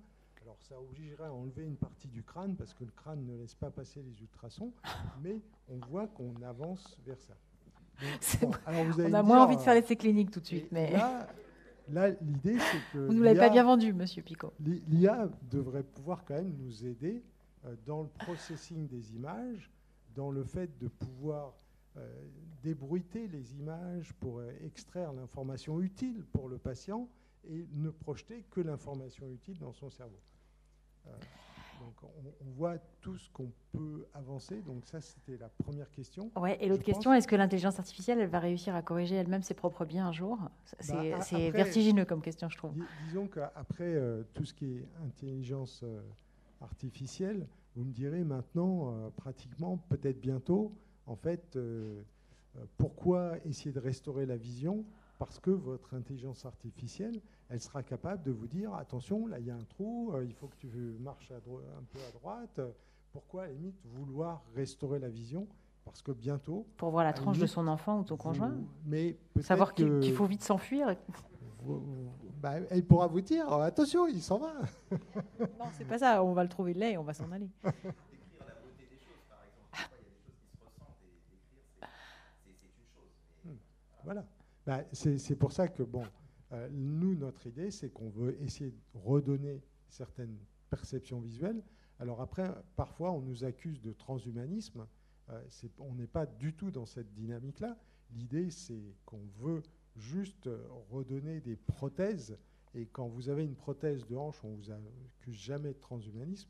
Donc pourquoi, quand c'est une prothèse visuelle ou prothèse auditive, on vous accuserait de transhumanisme? Donc il faut faire attention. C'est un autre débat, mais en tout cas c'est un débat d'éthique quand même, parce que là, ce qu'on va essayer de faire, c'est des rétines artificielles, et je pense que l'IA devrait nous aider dans ce domaine-là, et puis peut-être parce qu'on pourra combiner à la fois une information qui sera donnée de manière auditive avec l'information visuelle qu'on redonnera aux patients. Merci. Ouais. Allez-y, Rodolphe. Ouais, je voulais juste dire, à propos de cette idée de l'IA qui va apprendre par elle-même, aujourd'hui, il faut voir que tous les progrès de l'IA, c'est parce qu'il y a des gens qui font progresser l'IA. Hein. Si on fait des grands modèles de langage parce qu'il y a un être humain qui a pensé à faire les transformers, si aujourd'hui les modèles de langage marchent mieux parce que quelqu'un a pensé à faire des RAG ou à faire de l'apprentissage du... Voilà. Donc aujourd'hui, on n'en est pas. Voilà. Comme l'IA se base sur le passé, ça lui est très difficile d'inventer des choses vraiment nouvelles. Oui, mais la question, c'est est-ce qu'un jour, ça va changer? Ça, je pense que monsieur avait bien identifié moi, qu'on je ne suis en train de vous répondre. Comme le principe de l'IA, c'est de se baser sur le passé, il va lui être très difficile d'inventer des choses nouvelles. D'accord. Elle peut explorer des choses. Donc sur les molécules, on va lui faire explorer des milliards de possibilités, elle va trouver les bonnes. Mais ce n'est pas la même chose que d'inventer une nouvelle forme de réseau de neurones, une nouvelle... Donc moi, je suis assez... Vous êtes assez tranquille. Alors, oui, mais c'est votre droit. Ils vont se battre. On peut absolument essayer d'entraîner des IA à faire ça, mais dans le fond, fondamentalement, je ne pense pas. Du génératif au créatif, il n'y a vraiment qu'un petit pas. Non, il est énorme, quoi. Il est quantique. Et en fait, nous, notre créativité, elle vient de notre passé, de notre apprentissage. Donc, je ne vois pas le frein, là. Je vois pas moi, je vois que les sauts qui ont été faits dans les progrès de l'intelligence artificielle, ça a toujours été un être humain. Et vraiment, voilà, à moins d'explorer. Bien sûr, mais là, c'est fini. Là, maintenant, on est passé à autre chose. Non, je ne crois pas. Sincèrement, je ne crois pas. Hein, parce que l'IA générative, comme vous dites, elle est générative, elle n'est pas créative. Et donc, elle va reproduire toujours des images de personnes en situation de handicap. Il y a la puissance du feedback. On est d'accord que tout ce qui est en boucle fermée va avoir une potentielle d'évolution beaucoup plus rapide. Or, avec ChatGPT, vous avez soit vous décidez de ne pas lui donner de feedback, soit vous décidez de lui en donner. C'est bien, c'est pas bien, et il le demande. Donc, via le feedback, je pense qu'on va arriver à des choses qui vont nous surprendre. Mais vous améliorez la qualité de ce qu'il fait, mais pas la nature de ce qu'il fait. Donc vous le faites converger. Alors là, après, merci monsieur d'avoir créé un pugilat entre les intervenants. Hein. Vraiment, merci monsieur. Hein. C'est un débat philosophique justement sur la relation entre langage et pensée, langage et créativité. Mais ça, je pense qu'on le fera une autre fois. Mais c'est passionnant en même temps, vraiment, sincèrement, sans ironie aucune, là, pour le coup. C'est effectivement après, je pense que quand vous disiez par rapport aux Monsieur personnes Picot, l'arbitre. en handicap mental, peut-être que justement, on pourra dessiner des IA dédiés aux patients en handicap pour qu'en fait, ils aient une meilleure interface avec le monde et que nous, on ait une meilleure interface avec eux aussi. Parce que parfois, c'est difficile de les comprendre et pour eux, c'est difficile de comprendre notre monde aussi. Donc peut-être un jour, on fera des IA dédiés pour que justement, on facilite cette communication. Donc il ne faut pas toujours voir l'IA comme quelque chose de négatif. On peut aussi, mais il faut derrière une volonté politique de créer cette IA et de la faire et de la dédier pour des patients. Donc en fait... Elle pourrait devenir un peu poétique alors, peut-être. Parce que parfois, les personnes en situation de handicap intellectuel et mental ont une vraie poésie. On est là dans un cadre un peu politique, hein, on est là à la région, mais je pense que justement, c'est aussi aux politiques de saisir des technologies et pour savoir ce qu'on veut en faire. Et c'est à nous aussi, citoyens, de se demander ce qu'on veut faire des IA. Et nous, c'est très clair pour nous quand on est chercheurs de ce qu'on veut faire des technologies qu'on développe, mais c'est aussi aux politiques de prendre en main ces décisions et de se dire on va en faire des choses positives pour la société. Donc on doit, nous adresser aux politiques et lui dire faites des IA qui nous servent aux patients, qui ont une vraie finalité positive dans la société. Merci. Je partage, un petit mot et puis ça sera le mot de presque fin. Cette vision de faire en sorte que ces systèmes numériques dont certains qu'on appelle qu'on appelle des systèmes à base d'IA, on puisse les particulariser sur un certain nombre de situations de personnes ou de situations spécifiques. Ça, je pense que c'est vraiment quelque chose qu'on commence à savoir bien faire et qu'on saura faire de mieux en mieux, je le disais tout à l'heure, sur comment s'interfacer avec ce type de système. Un dernier mot sur est-ce que ces systèmes vont prendre le contrôle et commencer à eux-mêmes s'améliorer. Je reste convaincu qu'il y a une différence fondamentale entre penser et calculer, et que cette différence va rester. Et elle va rester parce que, en particulier, quand on a un système génératif, ce système génératif, vous savez qu'il y a un paramètre qu'on appelle un paramètre de chaleur. Je ne suis pas sûr que ce soit très approprié, mais enfin, ça correspond à d'autres situations qu'on utilise dans les systèmes d'apprentissage. En fait, on va apporter des éléments probabilistes. Donc, on va avoir à certains moments des choix qui ne vont pas suivre l'apprentissage qui a été fait, mais pour lesquels, en fait, quand il faut faire des choix, on va faire un choix aléatoire. Et on peut ajouter beaucoup d'aléatoires, d'accord ? Mais cet aléatoire, c'est pas nous. Je veux dire, on peut penser à différentes choses et on peut être sollicité par différentes idées ou suivant notre culture et notre histoire personnelle. Mais c'est pas la même chose, c'est pas le même modèle quand on tire au sort que quand on réfléchit, quand on met nos éléments culturels et de vie humaine en jeu. Donc je pense que ces systèmes sont absolument intéressants pour les différentes valeurs, situations qu'on a vues, les différentes raisons qu'on a vues. Ils sont fondamentalement intéressants, ils peuvent être particulièrement utiles. Il y a des situations dans lesquelles ils ne sont pas utiles, voire néfastes. Et il faut savoir les discriminer en tant que tels. Mais aujourd'hui, il ne faut pas craindre qu'ils vont tout d'un coup prendre le pouvoir. Par contre, les humains qui contrôlent ce type de système, d'accord ? Parce que derrière OpenAI, il y a du monde. Derrière Claude, il y a du monde. Derrière, etc., il y a des personnes, il y a des humains qui souvent pensent efficacement. Je ne suis pas sûr de partager toutes leurs opinions et toutes les décisions qu'ils prennent, mais en particulier relativement à nous, puisque d'une certaine façon, c'est des outils qui nous envoient directement et auxquels on répond avec un certain intérêt. En tout cas, ces personnes-là, aujourd'hui, elles ne travaillent pas sur un modèle démocratique, autant que je puisse le comprendre. Et en fait, ce retour vers le politique, vers la gestion de la cité, il faut qu'on l'ait, parce que ces systèmes sont impactants et ils sont sous contrôle humain. Merci beaucoup. Et le retour vers le politique, c'est alors là, mais vous ne pouviez pas mieux faire pour que je puisse annoncer la conclusion de Pierre Denisio. Merci beaucoup pour vos interventions aux uns et aux autres. Bravo. Ces échanges extrêmement riches. Pierre, si vous voulez bien nous rejoindre pour votre mot de conclusion. Bon courage pour conclure un débat pareil.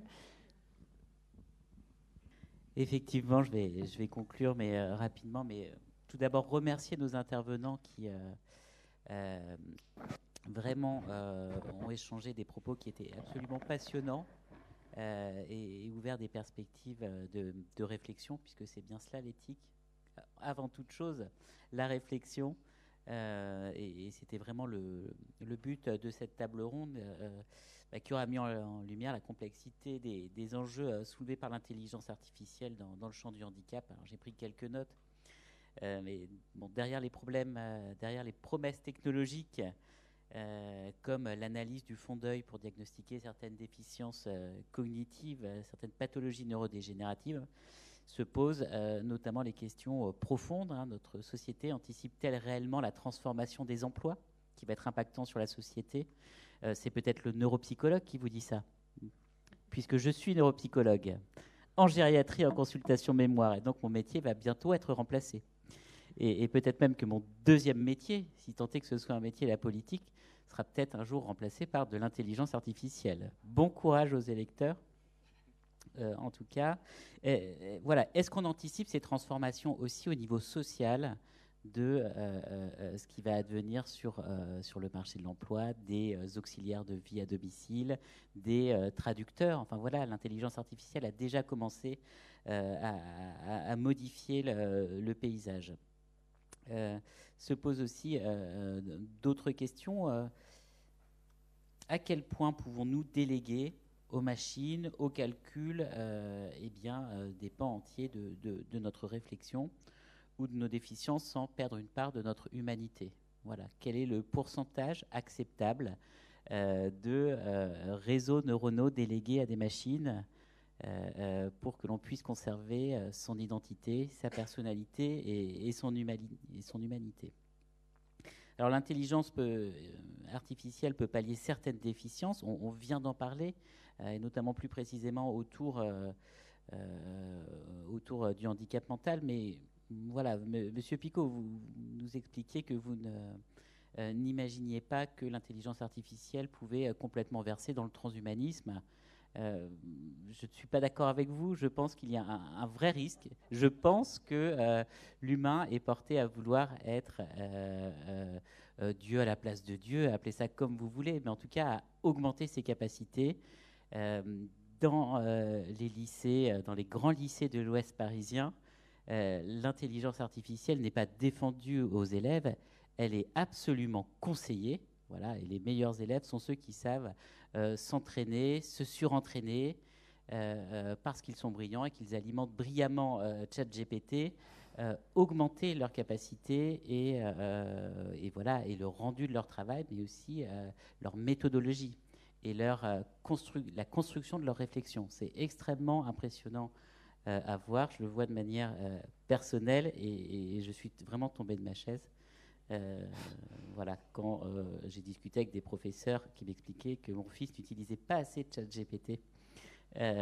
Voilà, il l'a fait, il a gagné 6 points de moyenne, notamment en français.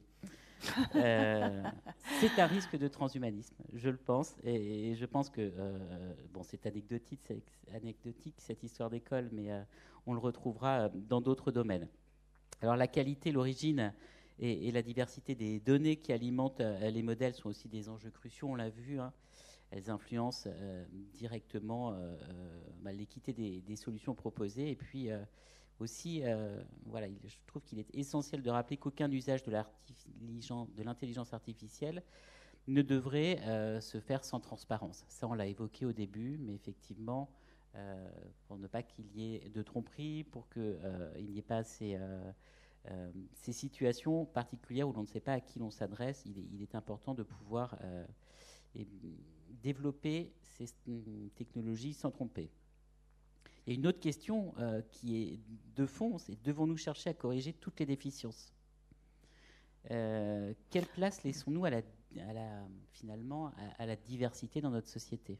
À l'imperfection. Est-ce qu'on n'est pas parti finalement sur une adaptation de l'individu en palliant ses déficiences avec l'intelligence artificielle et de cette façon de déresponsabiliser toute une société sur les efforts qu'elle a à faire pour être plus inclusive.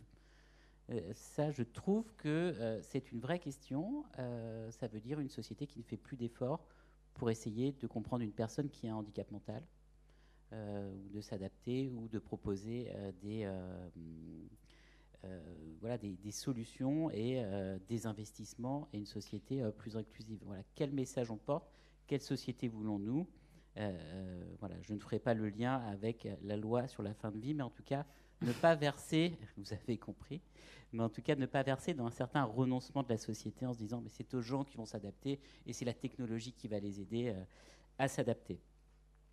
Les inégalités d'accès à ces nouvelles technologies, voilà, est-ce qu'on va arriver à une intelligence artificielle pour les personnes en situation de handicap qui sont riches et rien finalement pour les autres? C'est une vraie question. C'est une question qui nous préoccupe beaucoup au Conseil régional dans nos politiques en matière de handicap. Il y a le handicap des riches et il y a le handicap des pauvres. Et sur une même déficience, sur une même particularité, on ne vit pas ce handicap de la même façon, selon ses moyens, selon son territoire. Des véritables fractures existent, sociales et géographiques en Île-de-France. Et ça rejoint tout à fait ce qu'on a dit également initialement, je crois que c'était M. Kirchner qui l'a évoqué. Alors voilà, toutes ces questions que j'ai notées, mais j'aurais pu encore en noter d'autres. En tout cas, un grand merci pour ce que vous avez pu apporter au débat. Et effectivement, ça va être aux politiques aussi de réfléchir à ce qu'il va faire dans le développement de cette IA. Voilà, ne pas surfer uniquement sur la vague, sur la mode de l'intelligence artificielle où chaque collectivité doit avoir sa politique IA, mais de l'IA pour faire quoi, de l'IA pour qui, de l'IA comment, et se poser alors la question de la régulation, voilà, dans un domaine qui est en pleine expansion à un niveau mondial, avec une véritable concurrence entre les grandes puissances mondiales sur le développement de ces technologies, sur les données qui sont rentrées dans ces technologies, surtout le soft power qui peut être mis dans ces technologies, comment nous on se positionne, comment est-ce que l'on régule et comment est-ce qu'on met de l'éthique dans le développement de ces nouvelles technologies pour les personnes en situation de handicap. Voilà, donc plus de questions que de réponses, mais c'est aussi cela, la réflexion éthique. Un grand merci à vous et merci à vous tous. Alors, je crois qu'on peut prolonger, Monsieur Denizio, les réflexions autour d'un cocktail, et je ne sais pas où c'est, je crois que c'est seul vous le savez. Ah, voilà, bon, personne ne se perdra. Merci.